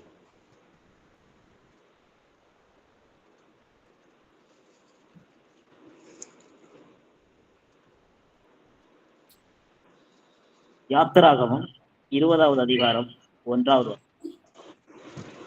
பிறகு கர்த்தர் திருவுளம் பற்றின சகல வாக்கியங்களும் ஆவன. எகிப்து தேசத்திலிருந்தும் அடிமைத்தன வாசத்தினின்றும் உன்னை புறப்பட பண்ணின உன் தேவனாகிய கர்த்தர் நாமே. நமக்கு முன்பாக வேறே தேவர்கள் உனக்கு இல்லாதே போவதாக. மேலே வானத்திலும் கீழே பூமியிலும் பூமியின் கீழுள்ள தண்ணீரிலும் உண்டாயிருக்கிறவர்களுக்கு ஒப்பான ஒரு சுரூபத்தை ஆகிலும் யாதொரு விக்கிரகத்தை அங்கிலும் நீ உனக்கு உண்டாக்க வேண்டாம். நீ அவைகளை ஆராதிக்கவும் சேவிக்கவும் வேண்டாம். உன் தேவனாகிய கர்த்தராயிருக்கிற நாம் வல்லவரும் எரிச்சல் உள்ளவருமாயிருக்கிறோம். நம்மை பகைக்கிறவர்களை குறித்து பிதாக்களுடைய அக்கிரமத்தை பிள்ளைகளிடத்தில் 3ஆம் 4ஆம் தலைமுறை மட்டும் விசாரித்து வருகிறவராயிருக்கிறோம். நம்மிடத்தில் அன்பு கூர்ந்து நமது கற்பனைகளை கைக்கொண்டு அனுசரித்து வருகிறவர்களுக்கோ எனில் 1000 முறையும் தயவு பண்ணுகிறவராயிருக்கிறோம். உன் தேவனாகிய கர்த்தருடைய நாமத்தை வியத்தமாய் சுவீகரித்துக் கொள்ள வேண்டாம். ஏனென்றால் கர்த்தர் தம்முடைய நாமத்தை வீணில் சுவீகரித்துக் கொள்ளுகிறவனை தண்டியாமல் விடமாட்டார். சாபத்து நாளை ஆசரிக்கும்படி நினைப்பாயாக. 6 நாளும் நீ வேலை செய்து உன் தொழிலுக்கு எடுத்த கிரியைகளை எல்லாம் நடத்துவாயாக. 7ஆம் நாளிலோ உன் தேவனாகிய கர்த்தருடைய சாபத்தாயிருப்பதால் அன்று நீயாவது உன் குமாரன் குமாரத்தியாவது உன் வேலைக்காரன் வேலைக்காரியாகிலும் உன் மிருக ஜீவன் அல்லது உன் வாசல்களில் இருக்கிற அந்நியனெங்கிலும் யாதொரு வேலையும் செய்ய வேண்டாம். ஏனென்றால் கர்த்தர் 6 நாளுக்குள் வானத்தையும் பூமியையும் அவைகளுள்ள சகலத்தையும் படைத்து 7ஆம் நாளிலே ஓய்வு கொண்டருளினால் கர்த்தர் சாபத்தை ஆசீர்வதித்து பரிசுத்தமாக்கினார். தேவனாகிய கர்த்தர் உனக்கு கொடுக்க போகிற பூமியிலே நீ நெடுநாள் ஜீவிக்கும் பொருட்டு உன் தந்தையும் தாயும் சங்கித்திருப்பாயாக. கொலை செய்யாதிருப்பாயாக. உபச்சாரம் செய்யாதிருப்பாயாக. களவு பண்ணாதிருப்பாயாக. உன் பிறனுக்கு விரோதமாய் பொய்சாட்சி சொல்லாதிருப்பாயாக. உன் பிறனுடைய வீட்டை இச்சிக்காதே. அவனது மனைவியாவது வேலைக்காரனையாவது வேலைக்காரியாவது மாட்டையாவது வேசரியையாவது பின்னும் அவனுக்கு கிடைத்தது யாதொன்றையும் அபேட்சியாமலும் இருப்பாயாக என்றருளினார். இந்த வசனங்களை தான் வந்து அவர் வந்து அந்த ஃபர்ஸ்ட் வசனம் படிக்கும்போது அந்த சுருளை வந்து வாங்கிடுறாங்க, கையிலேருந்து வாங்கிட்டு இதுக்கப்புறம் நீ மனப்படமா சொல்லுன்னு. இது நீங்க நல்லா கவனிச்சிருந்தீங்கன்னாக்கும் உன் கடவுளாகிய ஆண்டவர் அப்படின்னு வரும், உன் தேவனாகிய கர்த்தர் அப்படின்னு வரும், இடையில வரும். ஸோ இவர் மனப்பாடமாக சொல்லும் போது எப்பெல்லாம் ஆண்டவர் அப்படின்னு வருதோ அப்பெல்லாம் வந்து தலை வணங்குவார். இப்படியே ஃபுல்லாக சொல்லி முடிப்பார், டீட்டெயிலாக நிறுத்தி நிதானம் ஒவ்வொன்றத்தையும் இது பண்ணுவோம். எங்கெல்லாம் தேவனாகிய கர்த்தர்னு வருதோ எங்கெல்லாம் ஆண்டவர்னு வருதோ அப்பெல்லாம் வந்து அப்படியே தலை வணங்குவார். எப்படின்னாக்கும் நம்ம ஞாயிற்றுக்கிழமை பூசையில் வந்து உன்னதங்களிலே பாடும்போது இயேசு கிறிஸ்து அப்படின்னு ஒரு 2 தடவை வரும், அதில் 2 தடவை தலை வணங்குவோம். ஏனெனில் இயேசு கிறிஸ்துவே அப்படிங்கும்போது தலை வணங்குவோம். ஏக சுதனாய் ஜெனித்த ஆண்டவர் இயேசு கிறிஸ்து அப்படின்னு சொல்லும்போது அப்போ தலை வணங்குவோம். இது வந்து இப்படிதான் செய்யணும் கடவுளோட நாமத்தை சொல்லும் போது. ஆக்சுவலா இது வந்து அந்த சேசு வந்து ஒப்பிச்சது வந்து ஹீப்ரு மொழியில ஒப்பிச்சிருப்பார். அப்ப அந்த மக்கள் வந்து 2 மொழி யூஸ் பண்ணுவாங்க. அவங்களோட ஊர்ல வந்து பேசும்போது அவங்க வந்து வேற ஒரு மொழி பேசுவாங்க. இந்த மதம் சம்பந்தமான ஜபம் சம்பந்தமான கடவுள் சம்பந்தமான விஷயங்களுக்கு வந்து ஹீப்ரு மொழி யூஸ் பண்ணுவாங்க. இப்போ இந்த இடத்துல வரும்போதெல்லாம் வந்து 2 விதமான நாமம் வரும். ஒன்று வந்து எலோஹிம் அப்படின்னு வரும், இன்னொன்று வந்து எஹோவான்னு வரும் இந்த 10 கட்டளையில. அந்த கடவுளோட நாமம் வரும்போது அதை ஒப்பிச்சுட்டு இருக்கும்போது அந்த நாமத்தை சொல்லி அந்த அந்த கட்டளையை சொல்லும் போது அப்படியே தலைவணங்குவார், தலைவணங்கிட்டு அப்படியே சொல்லுவார். இது அந்த குருக்களுக்கு வித்தியாசமா இருந்திருக்கு. அப்ப அந்த குருக்கள் அந்த அந்த பிரீஸ்ட் கேட்குறாங்க, உனக்கு இதை யார் சொல்லி கொடுத்தது, ஏன் அப்படி செய்யற, ஏன் அப்படி தலைவணங்குற, உனக்கு இது யார் சொல்லி கொடுத்தது அப்படின்னு சொல்றாங்க. அப்ப அந்த சேசு சொல்றாரு, அந்த 12 வயசு சேசு, ஏன்னாக்கும் இது கடவுளோட நாமம், கடவுளோட நாமம் பரிசுத்தமானது. அதை உச்சரிக்கும் போது நம்மளோட உள்ளார்ந்த அளவுலையும் நம்ம மரியாதை செலுத்தணும், வெளியார்ந்த அளவுலையும் உடம்புலையும் நம்ம மரியாதை காமிக்கணும், அதை அடையாளமா காமிக்கணும் அப்படின்னு சொல்றாரு.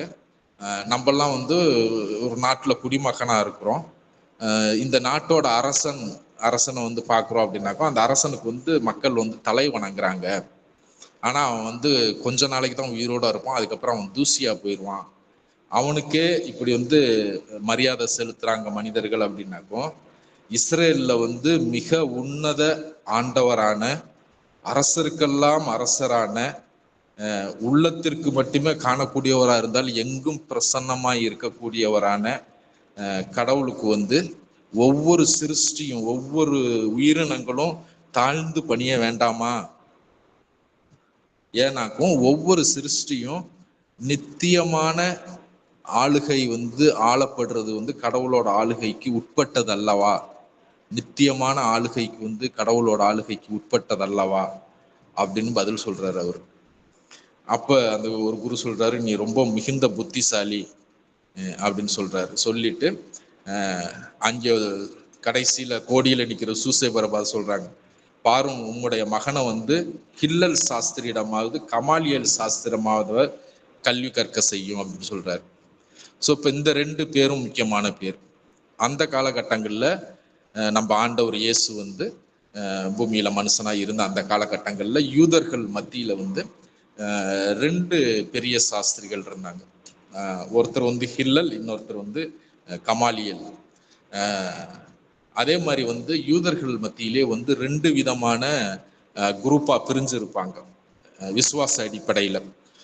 ஒரு குரூப்பு அவங்களோட விசுவாசம் என்னன்னாக்கும், மனுஷன் செத்து போனாக்கும் திருப்பி நித்திய வாழ்வுன்னு ஒண்ணு கிடையாது அப்படின்னு நம்புவாங்க. இன்னொரு குரூப் நித்திய வாழ்வுன்னு ஒண்ணு இருக்கு அப்படின்னு நம்புவாங்க. ரெண்டுமே ஆப்போசிட்டான விஷயங்கள். இப்படி 2 குரூப்பா பிரிஞ்சிருக்கும் யூதர்களே. அதுல அந்த குரூப்பை என்ன சொல்லுவோம்னா, ஒரு குரூப்பை சதுசேயர்னு சொல்லுவாங்க, இன்னொரு குரூப்பை பரிசேயர்னு சொல்லுவாங்க. ஸோ இதுல உயிர்த்தெழுதல் உண்டு அப்படின்னு நம்புற குரூப்ல ஒரு பெரிய டீச்சர் இருப்பார். டீச்சர்னா பெரிய ஆசிரியர். தர்க்கங்கள்லாம் அடிக்கடி நடக்கும் அவங்களுக்குள்ள. தர்க்கங்கள்னாக்கும் அவங்க பிரமாணத்தையே வேத பிரமாணத்துக்குள்ள சண்டை மாதிரின்னு வச்சுக்கோங்களேன். இங்க எந்த வசனம் இருக்கே அப்பனா இதுதான், அப்படி இல்ல இங்க எந்த வசனம் இருக்கு அப்பனா இதுதான், இப்படி சண்டை நடக்கும் அவங்களுக்குள்ளே. இதை வேத தர்க்கம்னு சொல்லுவாங்க. ஸோ இந்த தர்க்கத்துல எப்பயுமே இந்த கமாலியல் அப்படிங்கிற அந்த டீச்சர், அந்த குரு ஜெயிப்பாரு. அவர் தான் வெற்றி பெறுவார்னு வச்சுக்கோங்களேன். ஏன்னா அவர் ரொம்ப நியாயமானவர், ரொம்ப நியாயமா கடவுளோட வார்த்தையை கையாளுவார். அந்த காலகட்டங்கள்ல ஆண்டவர் இருந்த அந்த காலகட்டங்கள்ல இருந்த 2 ஃபேமஸான குருக்களோட பேர் ஒருத்தர் கமாலியல், இன்னொருத்தர் ஹில்லல். அப்போ இவனோட ஹையர் ஸ்டடீஸ் இன்னும் ஆழ்ந்து இது பண்றதுக்கு ஒன்று கமாலியல்கிட்ட இல்லைன்னா ஹில்லல்கிட்ட உங்க பையனை படிக்க வைங்க அப்படின்னு சொல்லுவாங்க. அதுல இந்த கமாலியலும் ஒரு நசரேயன். ஆக்சுவலா எப்படி சேசு கிறிஸ்து நசரேத்திலேருந்து போய் ஒரு நசரேயனா போய் இது பண்றாலும் அது மாதிரி அவரும் ஒரு நசரேயன். இந்த இடத்துல நசரேயன் அப்படிங்கிறது 2 விதமான மீனிங் இருக்கு. ஒன்று நசரேத் ஊர்ல இருந்து போனவங்களையும் நசரேயன் தான் சொல்லுவாங்க. இன்னொரு இது நசரேயன் அப்படிங்கிறது கடவுளுக்காக நேர்ந்து விடப்பட்டவங்களையும் நசரேயன் தான் சொல்லுவாங்க யூதர்கள்ல. அதனால அதை கொஞ்சம் ஐடென்டிஃபை பண்றது நமக்கு சிரமம் தான். கடவுளுக்கு நேர்ந்து விடப்பட்டவன் அப்படின்னாக்கும், நீங்க சிம்சோன் கதை படிச்சிருந்தீங்கன்னா அல்லது கேள்விப்பட்டிருந்தீங்கன்னா அவர் ஒரு நசரேயன். அப்போ ஒரு நசரேயன் அப்படின்னாக்கும் கடவுளுக்காக நேர்ந்து விடப்பட்டவன் அப்படின்னு அர்த்தம். அவன் எப்பயுமே மேக்சிமம் தலச்சம் பிள்ளையா தான் இருப்பான். ஒரு நசரேயனுக்குரிய குவாலிட்டிஸ், தலச்சம் பிள்ளையா இருப்பான், ஆண் பிள்ளையா இருப்பான். அவங்க வந்து கடவுள்கிட்ட கேட்டு வரங்கேற்று பெத்த பிள்ளையா இருக்கும் அது. அந்த நசரேயன் கடவுளுக்காக ஒப்பு கொடுத்தான். அந்த நசரேயனுக்கு வந்து அவன் சவர கத்தி வந்து அவன் மேல படாது. அதாவது ஷேவிங், மொட்டை அடிக்கிறதோ இதெல்லாம் இது பண்ணக்கூடாது. அதே மாதிரி நசரேயன் வந்து யாரோட டெட் பாடியும் தொடக்கூடாது. செத்து போயிருக்காங்க யாரும் அப்படின்னாக்கோ செத்து போனவங்களோட உடலை வந்து நசரேயன் தொடக்கூடாது. சுடுகாட்டு பக்கமே போகக்கூடாது, கல்ற பக்கமே போகக்கூடாது. இது மாதிரி நிறைய சட்டங்கள் இருக்கு ஒரு நசரேயனுக்கு. அவன் வந்து கடவுளுக்காக நேர்ந்து விடப்பட்டவன் அப்படின்னு அர்த்தம் நசரேயன்கிறது. அதே மாதிரி நாசரேத் ஊருக்காரங்களையும் நசரேயன் தான் சொல்லுவாங்க. அதனால இந்த நசரேயன்கிற வார்த்தை வந்து நாசரேத் ஊருக்காரன் சொல்றாங்களா இல்ல கடவுளுக்கு நேர்ந்து விடப்பட்ட ஆளா அப்படின்னு ஐடென்டிஃபை பண்றது கொஞ்சம் சிரமம் தான். இவரை வந்து இந்த கமாலியல் அப்படிங்கிறது வந்து நசரேயன் தான் அவரு. இவங்களும் இந்த பையனும் சேசுங்கிற பையனும் நசரேயன் அப்படிங்கிறதுனால அந்த குருக்கள் வந்து ரெக்கமெண்ட் பண்றாங்க, நீங்க உங்க பையன் ரொம்ப மிகுந்த புத்திசாலியா இருக்கிறான், அதனால வந்து நீங்க ஹில்லல் குருட்டையாவது இல்லைன்னா கமாலியல் சாஸ்திரம்னாவது உங்க பையனை வந்து படிக்க வைங்க, அவனை வந்து பெரிய பண்டிதான ஆக்கிடுவாங்க அவங்க அப்படின்னு சொல்றாங்க. உடனே சூசேப்பர் விவரமா ஒரு பதில் சொல்றாரு பாருங்க. என் மகன் வந்து மனிதனோட வயசை வந்து அடைஞ்சிட்டான், அதனால வந்து இனிமே அவன் யார்கிட்ட படிக்கணும்னு அவன் விரும்புறானோ அவன் விருப்பப்படி அவனே தீர்மானிக்கலாம். அதுல வந்து நான் எதுவும் தலையிட மாட்டேன், நான் வந்து அதை குறுக்கிட மாட்டேன், அதை நான் எதிர்க்கவும் மாட்டேன் அப்படின்னு சொல்லி ஒரு நழுவிடுறாரு சூசேப்பர். இப்போ வந்து திருப்பி இப்ப இந்த 10 கட்டளை வாசிச்சாங்கல்ல, இந்த 10 கட்டளை வந்து அதுல வந்து கொஸ்டின் வருது. இப்போ நம்ம இந்த காட்சியை கண்டினியூ பண்ணுறது முன்னாடி ஒரு அடிஷ்னல் இன்ஃபர்மேஷன் மட்டும் உங்களுக்கு சொல்கிறேன் இந்த கமாலியல் பற்றி. இந்த காலகட்டங்களில் வந்து சவுல் வந்து கமாலியல்கிட்ட வந்து ஸ்டூடெண்ட்டாக இருந்தார். எந்த சவுல்? நம்ம இப்போ பவுலா வச்சுருக்கோம்ல, நம்ம பைபிளில் நிறையா புதிய ஏற்பாட்டில் நிறையா லெட்டர்ஸ் எழுதியிருக்கிறாரு பவுல். அந்த பவுல் வந்து இந்த இன்சிடென்ட் நடக்கும் போதெல்லாம் ஸ்டூடெண்ட் கமாலியல்கிட்ட. எனக்கும் வந்து ரொம்ப எக்ஸலண்ட்டான எக்ஸ்ட்ராடினரி ஸ்டூடெண்ட்ஸ் வந்து கமாலியல்கிட்ட படிப்பாங்க. இப்போ ஸ்கூல் ஸ்டடீஸ்லாம் முடிச்சுட்டு +2 ரொம்ப எக்ஸலண்ட்டாக ஸ்டேட் லெவல்லாம் ரேங்க் எடுத்தாக்கும், சயின்ஸ் குரூப் எடுத்தால் ஐஐடியில் வந்து சீட்டு கிடைக்கும். ரொம்ப அறிவாளிகள் மட்டும் படிக்கிற ஒரு இன்ஸ்டியூட் ஐஐடி. அது மாதிரி லிட்ரேச்சர்லாம் ரொம்ப இதாக இருந்தாக்கும் ஆக்ஸ்போர்டில் வந்து சீட்டு கிடைக்கும். அந்த மாதிரி கமாலியல்கிட்ட சீட்டு கிடைக்கிறது, ஸ்டூடெண்ட்டை சேர்றதுன்னா சாதாரண விஷயம் இல்லை. அதனால தான் வந்து இந்த 12 வயசு பையனை பார்த்து அவங்க அந்த சொல்றாங்க கமாலியல்கிட்ட வந்து சேவிங். ஆனால் அந்த டைம்ல வந்து சவுல் வந்து அங்கே ஸ்டூடெண்டா இருந்தாரு. அதை வந்து அவரே வந்து எதில் சொல்றாருன்னா அப்போஸ்தலர் 22:3 சொல்றாரு. அதை நோட் பண்ணிக்கோங்க. அப்போஸ்தலர் பணிகள் 22:3 அதுல என்ன சொல்றாரு அப்படின்னாக்கும் பவுல் வந்து தன்னை பத்தி சொல்றாரு.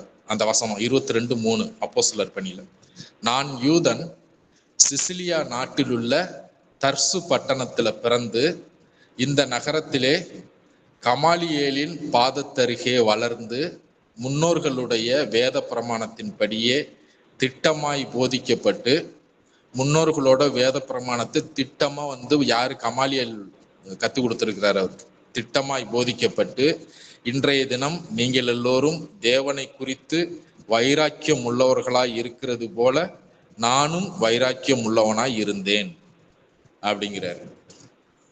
ஸோ இது ஒரு வசனம் நமக்கு வந்து எவிடன்ஸ். இது இல்லாம இன்னும் 2 முக்கியமான ஆட்களையும் அவர் வந்து போதிச்சிருக்கிறாரு.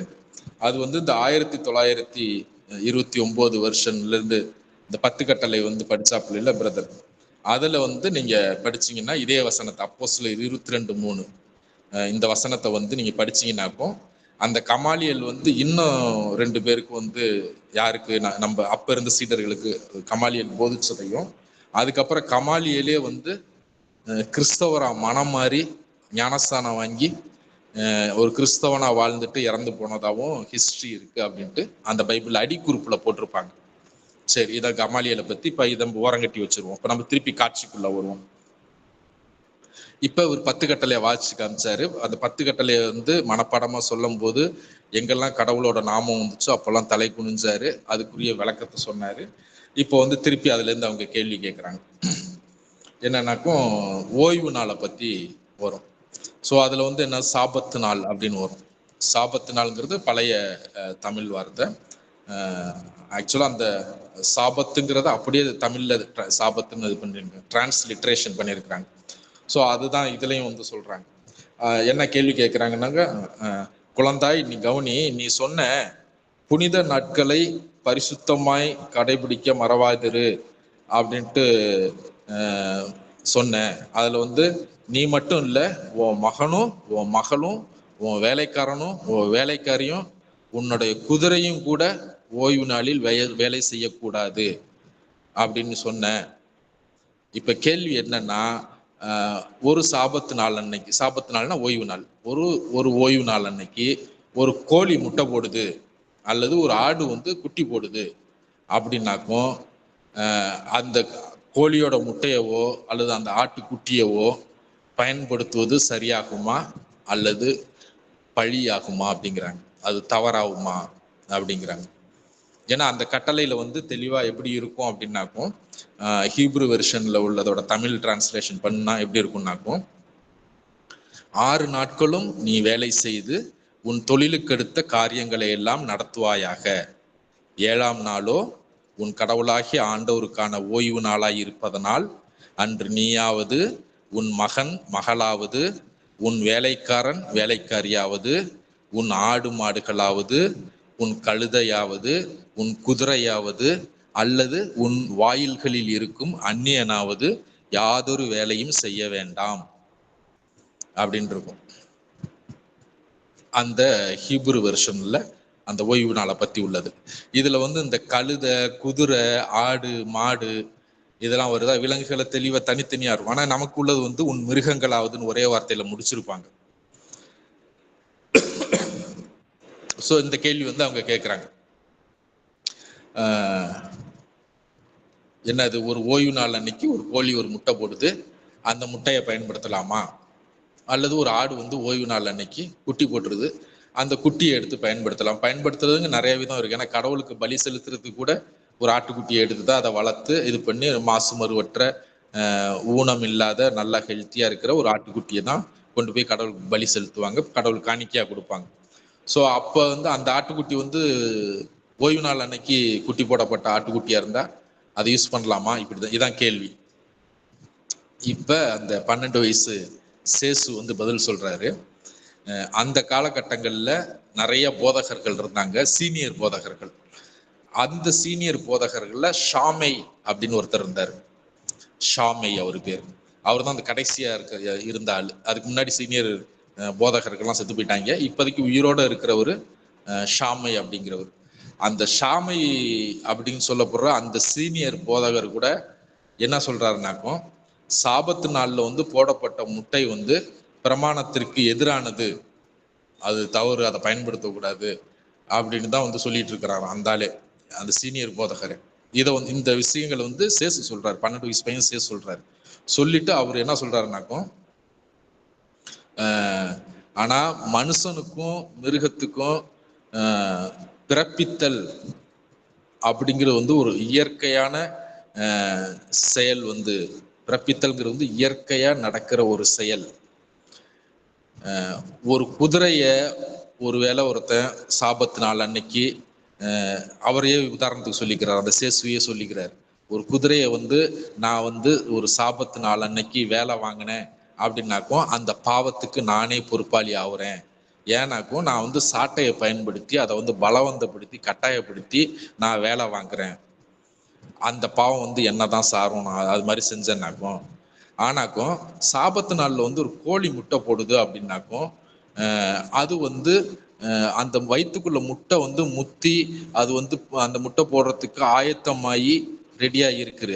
அந்த காலத்துலதான் அது போடணுங்கிற மாதிரி இருக்குது. அதே மாதிரி ஆட்டுக்குட்டியும் வயிற்றுல வந்து இருக்கிறது வந்து குட்டி போடுறது வந்து இந்த காலகட்டத்துல தான் அது குட்டி போடணும் அப்படின்ட்டு இருக்குது.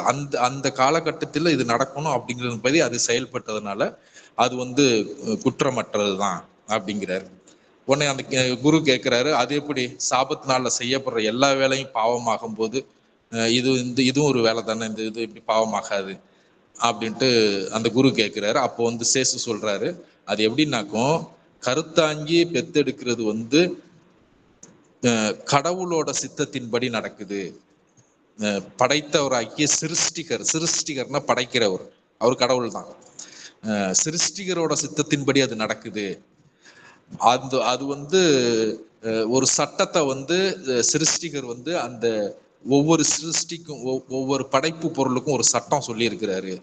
அந்த சட்டத்தின்படிதான் அது நடந்துக்குது. குறிப்பிட்ட மணி நேரத்துல ஒரு முட்டை வந்து முழுமை அடைஞ்சு அந்த முட்டை வந்து கோழி போடணும் அப்படின்னு அதுக்கு ஒரு சட்டம் வச்சிருக்கிறாரு சிருஷ்டிகர் கடவுள். அந்த சட்டத்தின்படிதான் அது கரெக்டா அந்த டைம் பிரகாரம் தான் அது நடக்குது. அதனால கோழி வந்து அந்த சிருஷ்டிகரோட சட்டத்தின்படி நடந்து கொள்கிறதே தவிர வேற எதுவும் அது செய்யல. அதே மாதிரி ஆடும் வந்து சிருஷ்டிகர் வந்து ஆட்டுக்கும் ஒரு சட்டம் வச்சிருக்கிறாரு. அந்த சட்டத்தை தான் அது அனுசரிக்குது. அது என்ன சட்டம் அப்படிங்கிறது தெளிவா இன்னும் டீட்டெயிலா சொல்றாரு. ஒரு வருஷத்துக்கு வந்து ஒரு வருஷத்துல வந்து இளவேநீர் காலத்துல சமபூமியில் வந்து பூக்கள் மலரும் போது, காடுகள் மலங்கர் இலையுதிர் காலம், பாருங்க ஒரு 2 டைம் இருக்கு, 2 விதமான டைம் இருக்கு. ஒண்ணு வந்து இளவேநீர் காலம், இன்னொன்னு வந்து அதுக்கு ஆப்போசிட்டா ரொம்ப பனி இதாகி மனுஷன் வெளியிலே வர முடியாது, உரை பனியா இருக்கும்.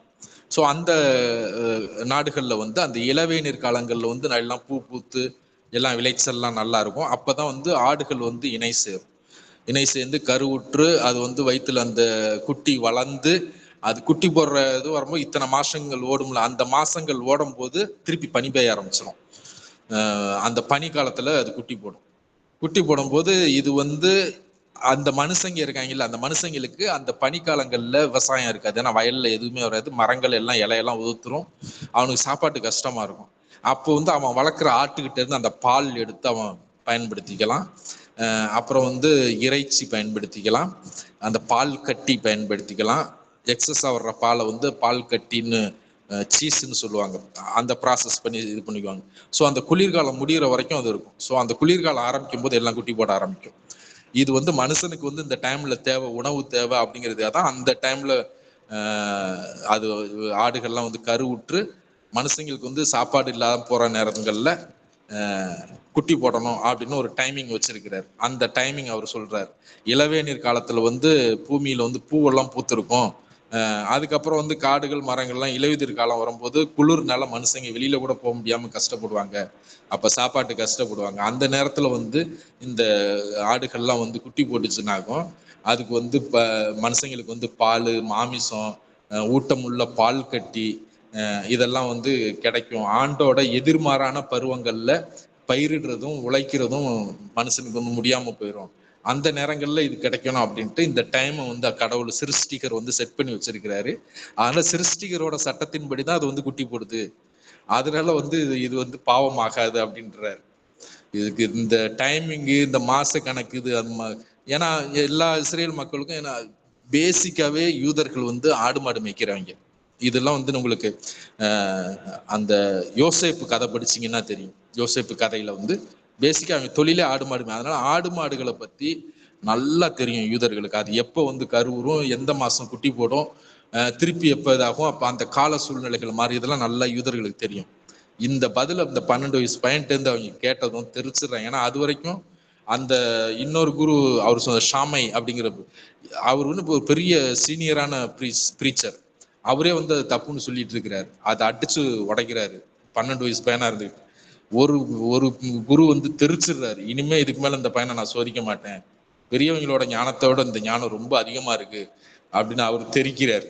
அப்புறம் இன்னொரு குரு சொல்றாரு, இல்ல இருங்க, இந்த பையன் வந்து உருவக அடையாளங்களையும் கண்டுபிடிக்கிறதா சொன்னானே, அதையும் நம்ம கேட்போம் அப்படிங்கிறாரு. இது ஃபர்ஸ்ட் சொன்னார்ல, உனக்கு வாசிக்க தெரியுமான்னு கேட்டப்ப நான் வந்து எழுதியிருக்கிறதே வாசிப்பேன், அது புல்லுக்கு இருக்க அர்த்தத்தையும் வாசிப்பேன்னு சொன்னார்ல, அதை சொல்றாரு அவருங்க. அந்த பையன் உருவக அடையாளங்களையும் கண்டுபிடிக்கிறதா சொன்னால, அதை கேட்போம், அந்த டெஸ்ட் பண்ணி பார்ப்போம் அப்படின்னு சொல்றாரு. சொன்னதும் அப்புறம் ஃபர்ஸ்ட் வந்து ஒரு சங்கீதத்தையும் ஆசீர்வாத ஜபங்களையும் சொல்லட்டும் அப்படின்னு இன்னொரு குரு சொல்றாரு.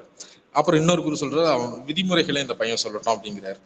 அப்புறம் இன்னொருத்தர் சொல்றாரு, மிட்ராட்சியத்தையும் சொல்லட்டும் அப்படின்ட்டு. இந்த 3 விதமான கிளை சொன்னேன்ல அந்த சட்டத்துல, அதுல வந்து மிட்ராட்சியம்ங்கிறது ஒண்ணு, மிட்ராட்சியத்தையும் சொல்லட்டும். இதெல்லாம் ஹீப்ரு வார்த்தை அந்த மிட்ராட்சியம் அப்படிங்கிறது. அது என்ன எதுன்னு அவள ரொம்ப டீப்பா போக வேண்டாம் இன்னைக்கு அப்படின்னு சொல்றாங்க. உடனே வந்து அந்த மிட்ராட்சியம்ங்கிறது வந்து நம்ம இதுலேயுமே இருக்கு, நம்ம பைபிளில் உள்ளதுதான் எல்லாமே. இதுல இணை சட்டத்துல கடவுள் இதெல்லாம் செய்யக்கூடாதுன்னு ஒதுக்கியிருப்பார். ஒரு சில நிறைய ஒரு பெரிய லிஸ்ட் வரும், இது செய்யக்கூடாது அது செய்யக்கூடாது அப்படின்னு பெரிய லிஸ்ட் வரும். ஸோ அந்த ஒரு நீல பட்டியலை இயேசு அதை சொல்றாரு. சொல்லிட்டு கடைசி என்ன சொல்றாரு, நீங்கெல்லாம் உங்களெல்லாம் புரட்சிக்காரங்கன்னு நினைச்சிட்டு இருக்கிறீங்க, புரட்சிக்காரர்கள் இதெல்லாம் இப்ப கடைபிடிக்கணும்னா ஒருத்தன் கூட மீட்படைய முடியாதுங்கிறத சொல்றாரு அவர். ஏன்னா ஒரு எக்ஸாம்பிளுக்கு ஒரு சின்ன இது மட்டும் சொல்றேன் பாருங்களேன். ஒரு தீட்டு சட்டம் என்னன்னா, இப்ப ஒரு சாவு வீட்டுக்கு போறாங்கன்னு வச்சுங்களேன். சாவு வீட்டுக்கு போய் ஒருத்தன் ஒரு பணத்தை தொட்டுடுறான், தொட்டுட்டா தீட்டாயிடும். இது ஒரு தீட்டு சட்டம். அவன் தீட்டாயிட்டான். அப்ப அவன் என்ன பண்ணணும்னாக்கும், அவன் வீட்டுக்குள்ள வரக்கூடாது, சாயங்காலம் வரைக்கும் வீட்டுக்கு வெளியில இருக்கணும். சூரியன் செட் ஆனதுக்கு அப்புறம், சூரியன் மறைஞ்ச பிறகு வீட்டுக்கு வெளியிலேயே அவன் குளிச்சுட்டு அவன் ட்ரெஸ் எல்லாம் துவைச்சிட்டு அதுக்கப்புறம் தான் வீட்டுக்குள்ள வரணும். ஸோ இந்த இன்பிட்வீன் கேப்ல அவன் ஒரு மண்பானையை தொட்டுறான்னு வச்சுங்க. எங்க போய் தண்ணி தாகம் எடுக்குது, ஒரு தண்ணி குடிக்கணும், ஒரு மண்பானையில தண்ணி வச்சுருக்காங்க, அந்த மண்பானை மூடியை திறந்து தண்ணி குடிச்சிட்டு போயிடுறான்னு வச்சுங்களேன். அந்த மண்பானை தீட்டாயிரும். அந்த வழியா இன்னொரு வழிபோக்கம் வரான், அவனுக்கு தண்ணி தாகம் அடிக்குது, அவன் அந்த மண்பானையை திறந்து தண்ணி குடிக்கிறான்னு வச்சுங்களேன். அந்த மண்பானை என்னன்னு தெரியாம அவனும் தீட்டாயிருவான். அவன் போயிட்டு இன்னொருத்தனை தொட்டுறான்னு வச்சுங்களேன், அவனும் தீட்டாயிருவான். இந்த மாதிரி சட்டம் இருக்கு பைபிள்ல, அதெல்லாம் படிச்சு பாருங்க. ஸோ அப்ப அந்த மண்பானை தீட்டாயிருச்சுன்னா என்ன, அது இவன் தீட்டாயிட்டானா சாயங்காலம் வரைக்கும் வீட்டுக்கு வெளியில இருந்து குளிச்சுட்டு துணியெல்லாம் துவைச்சிட்டு வந்துடலாம். மண்பானை என்ன பண்ணா, தூக்கி போட்டு உடச்சு நொறுக்கிடணும், அவ்வளவுதான் சட்டம். இந்த சட்டம்லாம் இருக்குது, யூதர்களோட இதுல இருக்குது, நம்ம பைபிள்லயுமே இருக்கு. அப்ப இந்த சட்டத்தெல்லாம், அந்த லிஸ்ட் எல்லாம் ஆண்டவர் சொல்லிட்டு, அந்த 12 வயசு சேசு சொல்லிட்டு கடைசி ஒரு வார்த்தை சொல்றாரு, புரட்சிக்காரரா இருக்கிற நீங்க எல்லாம் இதெல்லாம் கடைபிடிக்கணும், ஒருத்தன் கூட மீட்படைய முடியாது அப்படின்னு சொல்றாரு. சொன்னதும் இவங்களுக்கு பீதி ஆயிருது இந்த குருக்களுக்கெல்லாம். உடனே சரி போதும், அந்த பச்சை நூல் கட்டின அந்த சுருளை எடுங்கிற, மொத்தம் 3 சுருள் கொடுத்தாங்கல்ல. இவ்வளவு நேரமா அந்த கோல்டன் கயிறு கட்டினது பிரிச்சுதான் இவ்வளவு நேரம் ஓடிட்டு இருக்குது. அடுத்தது அந்த இது எடு அப்படிங்கிறாங்க, அந்த பச்சை நூல் கட்டின இதை எடுத்து வாசி அப்படிங்கிறாங்க. சேசு அதை எடுத்து வாசிக்க ஆரம்பிக்கிறார். இன்னும் இல்ல, இன்னும் கொஞ்சம் தள்ளி கீழே வாசி அப்படிங்கிறாங்க. இன்னும் கொஞ்சம் கீழே போறாரு, இல்ல இன்னும் கொஞ்சம் கீழே போய் வாசி அப்படிங்கிறாங்க. கீழே போனா அவர் வாசிக்கிறார். வாசிக்கும் போது அவர் என்ன சொல்ற, இந்த இடத்துல நீ, அந்த குரு சொல்றாரு, இந்த இடத்துல நீ வாசிச்சு இதுல உருவகம் அடையாளம் இருக்கிறதா நீ கருதுனீன்னா அது என்னன்னு எங்களுக்கு விளக்கி சொல்லு அப்படிங்கிறாரு. அப்ப இயேசு வாசிக்க முன்னாடியே சொல்றாரு, கடவுளோட பரிசுத்த வசனங்கள்ல உருவக அடையாளம் இல்லாம இருக்கிறது தான் ரொம்ப அபூர்வம், எல்லாத்துலயுமே இருக்கும், நம்ம தான் அதை கவனிக்கிறது இல்லை, அதை நம்ம நடைமுறைப்படுத்துறதும் இல்லை. சரி நான் வாசிக்கிறேன் அப்படின்னு சொல்லிட்டு 4வது அரசராகமத்துல 22வது அதிகாரத்துல 10வது வசனத்துல வாசிக்க ஆரம்பிக்கிறார். இப்ப உங்களுக்கு ஒரு டவுட் வரும், ஏது 4வது அரசராகமம் அப்படின்ட்டு. அரசராகமம் 1, அரசராகமம் 2 அப்படிதான் புக் இருக்கு. ஆக்சுவலா 1 சாமுவேல் 2 சாமுவேல் 2 புக் இருக்கும். அதுக்கப்புறம் 1 ராஜாக்கள் 2 ராஜாக்கள்னு வரும். அந்த 1 சாமுவேல் 2 சாமுவேல்ங்கிறதுமே அரசராகமம் தான் பழைய கணக்கு பிரகாரம். இப்பயுமே நம்ம பைபிள் ஆப்ல நீங்க பாத்தீங்கன்னா 4 அரசராகமம் போட்டிருப்பாங்க. அது 1 அரசராகமம் 2 அரசராகமம் அப்படிங்கிறது 1 சாமுவேல் 2 சாமுவேல். அதுக்கப்புறம் வர்றது 1 ராஜாக்கள் 2 ராஜாக்கள்னு வர்றது அது 3 4ன்னு வரும். ஸோ அந்த கணக்கு பிரகாரம் இயேசுனார் இது பண்ண 4வது அரசராகமம் அப்படிங்கிறது 2வது அரசராகமம். 2 அரசராகமத்துல 22வது அதிகாரத்துல 10வது வசனத்திலேருந்து அவர் வாசிப்பாரு. அது என்ன வாசிச்சாருங்கிறது நம்ம வசந்த் பிரதர் இப்ப வாசிப்பாங்க, அதை கவனிங்க.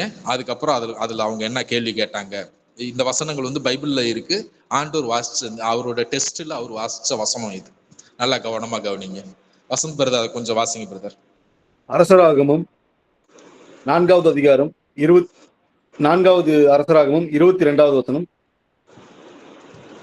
பின்னும் சாப்பான் அரசனை பார்த்து, எல்கியாஸ் குருவானவர் என்னிடத்தில் ஒரு புத்தகத்தை கொடுத்தார் என்றான்.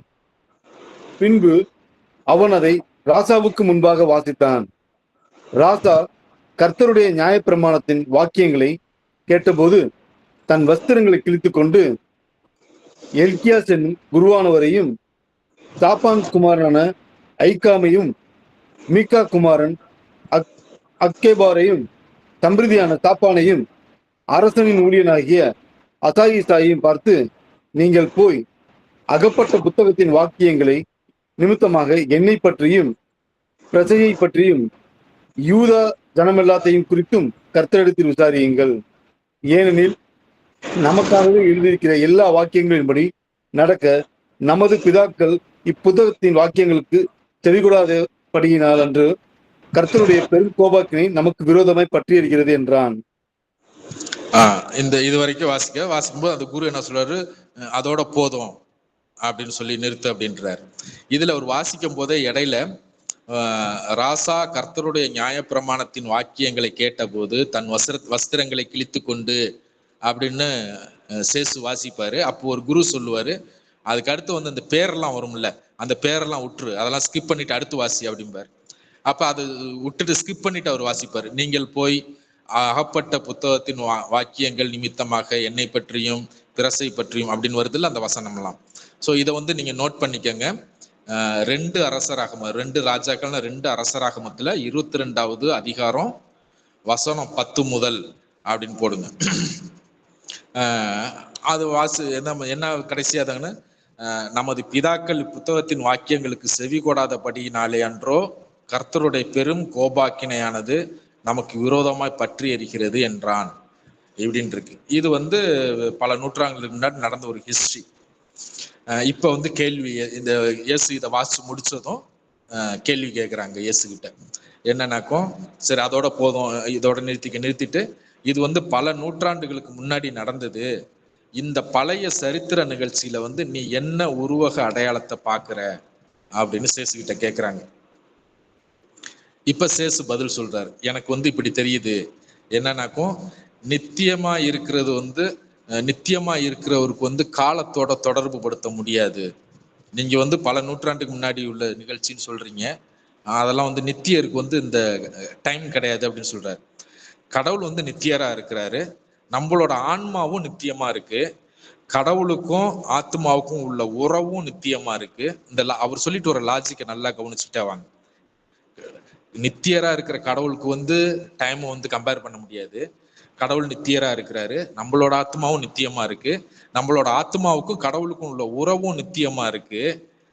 அதனால வந்து தண்டனைக்குரியதா இருக்கிற ஒரு காரியத்தை வந்து எப்ப பண்ணாலும் அது தண்டனை செய்ய வைக்கிறது, அது வந்து தண்டனை கொண்டா கொடுக்குது, இதுதான் குற்றத்தின் விளைவு அப்படிங்கிறாரு சேசு சொல்றாரு.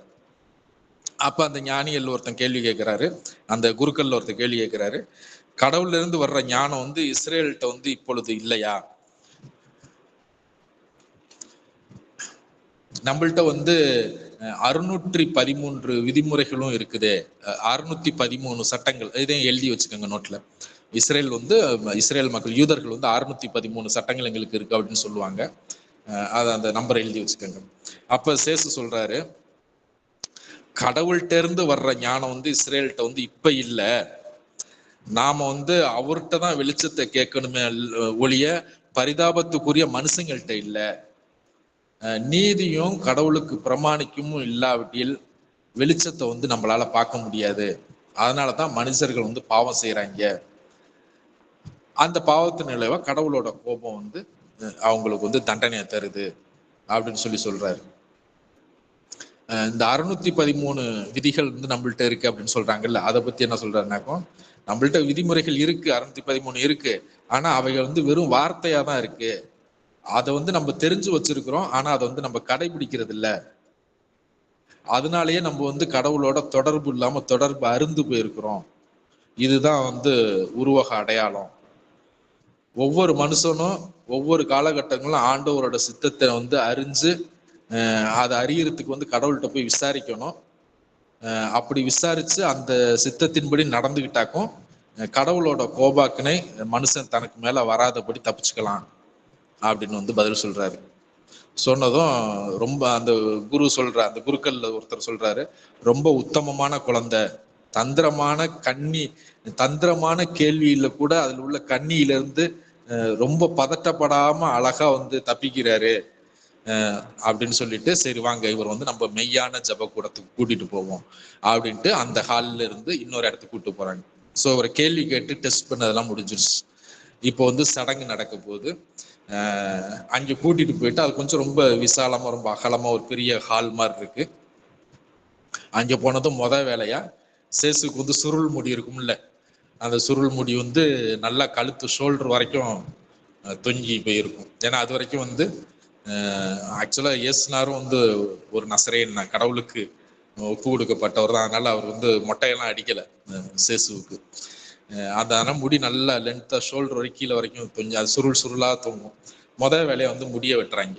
முடிய வெட்டி ஆண்களுக்கு உரியது மாதிரி, அதுவும் யூதர்கள்ல வந்து சின்னப்பரெல்லாம் சொல்லியிருப்பார், பெண்கள் தான் நீல கூந்தல் வைக்கணும், ஆண்கள் வந்து ஷார்ட்டா முடி வெட்டிக்கணும்.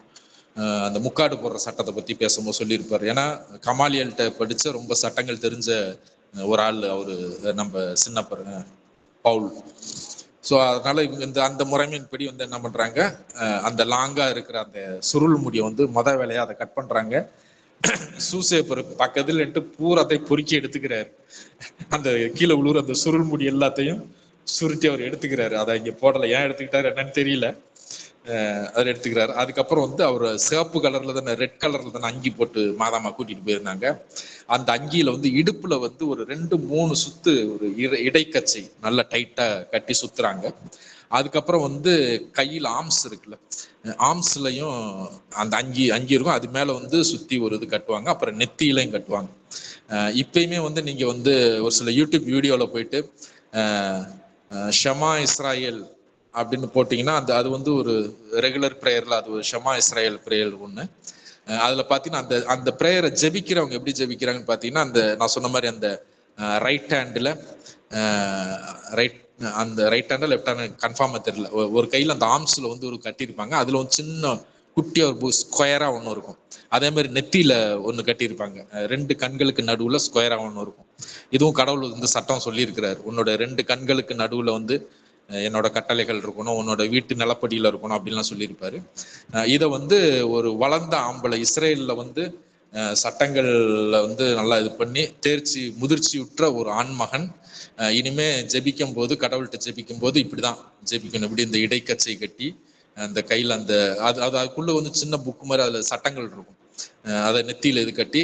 ஸோ அந்த இது ஆக்சுவலா பட்டமளிப்பு விழா மாதிரி, இந்த டெஸ்ட்ல அவர் பாஸ் பண்ணிட்டாரு, அந்த பட்டமளிப்பு விழா சடங்கு தான் நடக்குது. ஸோ இடுப்புல வந்து அந்த இது கட்டுறாங்க. அதுக்கப்புறம் வந்து இது பண்றாங்க. இதெல்லாம் கட்டி என்ன பண்ணா ஒரு ப்ரெஸ் பட்டன் மாதிரி, ஒரு அமுக்கு பொத்தான் மாதிரி ப்ரெஸ் பட்டன் மாதிரி வச்சு இது பண்றாங்க. இது பண்ணிட்டு இது பண்ணா அப்போ வந்து சூசேப்பர் வந்து ஒரு நீண்ட பிரேயர் ஒன்று சொல்றாரு. தன்னோட ஆசீர்வாதங்கள் எல்லாத்தையும் அந்த மகன் சேசு மேல வரும்படி, ஏன்னா தகப்பன்மார்கள் இது வந்து இதுவும் ஒரு ட்ரெடிஷன் தான். இப்போ நீங்க யாக்கோபு கதை, ஈசாக்கு கதை இதெல்லாம் படிச்சும்போது, ஈசாக்கு வயசாகி சாகும்போது அவர் பிள்ளையை ஆசீர்வதிப்பார், யாக்கோபு வயசாகி பண்ணும்போது அவரோட 12 பிள்ளைங்களை ஆசீர்வதிப்பார். இது வந்து ஒரு தகப்பன் தன்னோட ஆசீர்வாதங்கள்லாம் தன்னோட ஜென்ரேஷனுக்கு வந்து ஆசீர்வதிச்சு பாஸ் பண்றது வந்து ஒரு ட்ரெடிஷன் யூதர்களோடது. அந்த இதை வந்து சூசேப்பர் இப்ப பண்றாரு. இந்த தன்னோட மகன் வந்து ஒரு ஆண் மகன் ஆயிட்டான் அப்படிங்கிற அந்த சடங்கு முடிஞ்சதும் ஒரு நீண்ட பிரேயர் சொல்லி எல்லா ஆசீர்வாதங்களும் அந்த சேசு மேல வரும்படி அவர் ஜெபிச்சு விடுறாரு. அதுக்கப்புறம் அப்பாவும் பையனும், யாரு சூசேப்பரும் சேசுவும், ஒரு அந்த ஆடெல்லாம் விற்பாங்கல்ல, அங்கே போயிட்டு ஒரு ஆட்டுக்குட்டி வாங்குறாங்க. ஆட்டுக்குட்டி வாங்கி பலி கொடுக்க போறாங்க. பலி கொடுத்து முடிச்சுட்டு பலி கொடுத்ததும் அதுக்கப்புறம் கொஞ்சம் கறி கொடுப்பாங்க. அந்த ஆட்டுக்குட்டி யார் கொடுத்தாங்களோ அந்த குரு வந்து அந்த அந்த பலி கொடுத்த அந்த இதுல இருந்தே ஒரு சில தொடைக்கறி அந்த மாதிரிலாம் கொடுப்பாங்க. அதெல்லாம் எந்தெந்த கறியை திருப்பி கொடுக்கணும், எந்த பலிக்கு திருப்பி கொடுக்கணும்லாம் சட்டங்கள் இருக்கு, லேவியர் ஆகமத்துல இருக்கு. அதுவும் நீங்க அப்புறம் படிச்சு பாத்துங்க. ஸோ அவங்க ஒரு ஆட்டுக்குட்டி வாங்கி பலி கொடுத்துட்டு அந்த அவங்க கொடுக்குற அந்த ஆட்டுக்கறியை வாங்கிக்கிட்டு அப்படியே வராங்க. வந்து இப்பதான் பெண்கள் இருக்கிற இந்த ஏரியாவுக்கு வராங்க, பலி கொடுத்து முடிச்சுட்டு வராங்க. அங்க வந்து மாதாமா இருக்கிறாங்க. ஸோ முன்னாடி இவங்க போனப்ப எப்படி போனாரு சேசு, ஒரு தொங்கல் ஆடை போட்டு போனார். இப்போ வந்து அவர் தொங்கல் ஆடையில என்னென்ன சேஞ்சஸ் நடந்து, ஃபர்ஸ்ட் விஷயம் முடி, அவர் பிறந்ததுல இருந்து வெட்டாத அந்த முடியை வந்து வெட்டிட்டாங்க. முடி வெட்டினால முகம் மாறும்ல ஒரு குழந்தைக்கு, முடி வெட்டிட்டாங்க. அதுக்கப்புறம் அங்கி பெரிய மனுஷன் மாதிரி இடுப்புல இடைக்கச்சை கட்டி இருக்குது, கையில கட்டி இருக்கு, நெத்தியில கட்டி இருக்குது. ஒடியாந்து முதல்ல முத்தம் கொடுக்குறாங்க மாதாமா. முத்தம் கொடுத்துட்டு ஒரு ஸ்டெப் அப்படி பின்னாடி போய் நின்று அப்படியே பையனை பார்த்து அப்படியே ரசிக்கிறாங்க. ஒரு ஆண் மகனா ஆயிட்டானே அப்படின்னு அந்த மாதிரி ஒரு இதுதான் அப்படியே ரசிச்சுட்டு அப்படி ஷோல்டர்ல 2 தட்டு தட்டி கொடுக்குறாங்க. அதோட அந்த காட்சி முடியுது. இன்னைக்கு காட்சி இதுதான். இதுல ஏதாவது சந்தேகங்கள் இருந்தா கேளுங்க, இல்லைன்னா ரோசியம்மா வந்து ப்ரேயர் பண்ணி முடிச்சிருவாங்க. பிரைஸ் லார்ட், மரியே வாழ்க.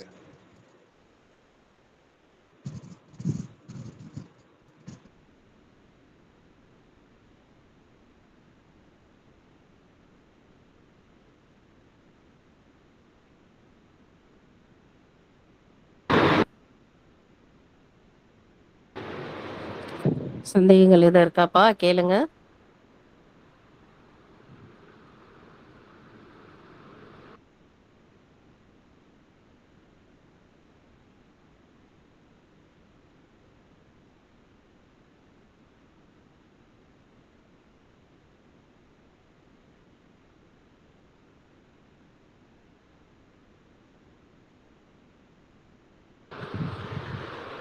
சந்தேகங்கள் யாருக்கும் இல்லையா? ப்ரேயர் பண்ணிடுவோமா?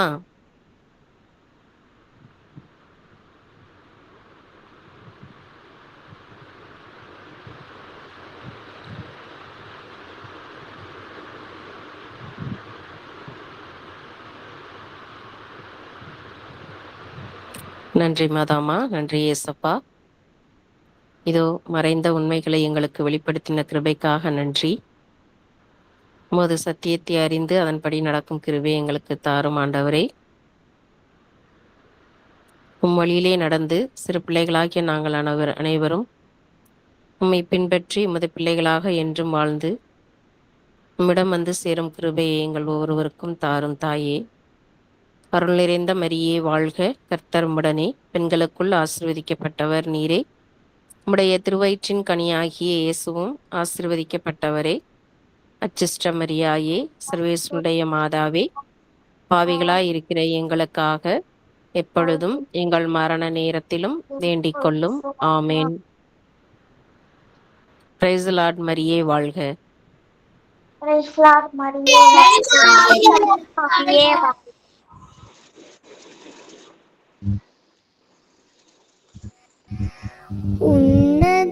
உன்னதமானவரின் உயர் மறைவில் இருக்கிறவன், சர்வ வல்லவரின் நிழலில் தங்குவான், இது பரமசிலாக்கியமே. சர்வ வல்லவரின் நிழலில் தங்குவான், இது பரமசிலாக்கியமே. அவர் செட்டையின் கீழ் அடைக்கலம் புக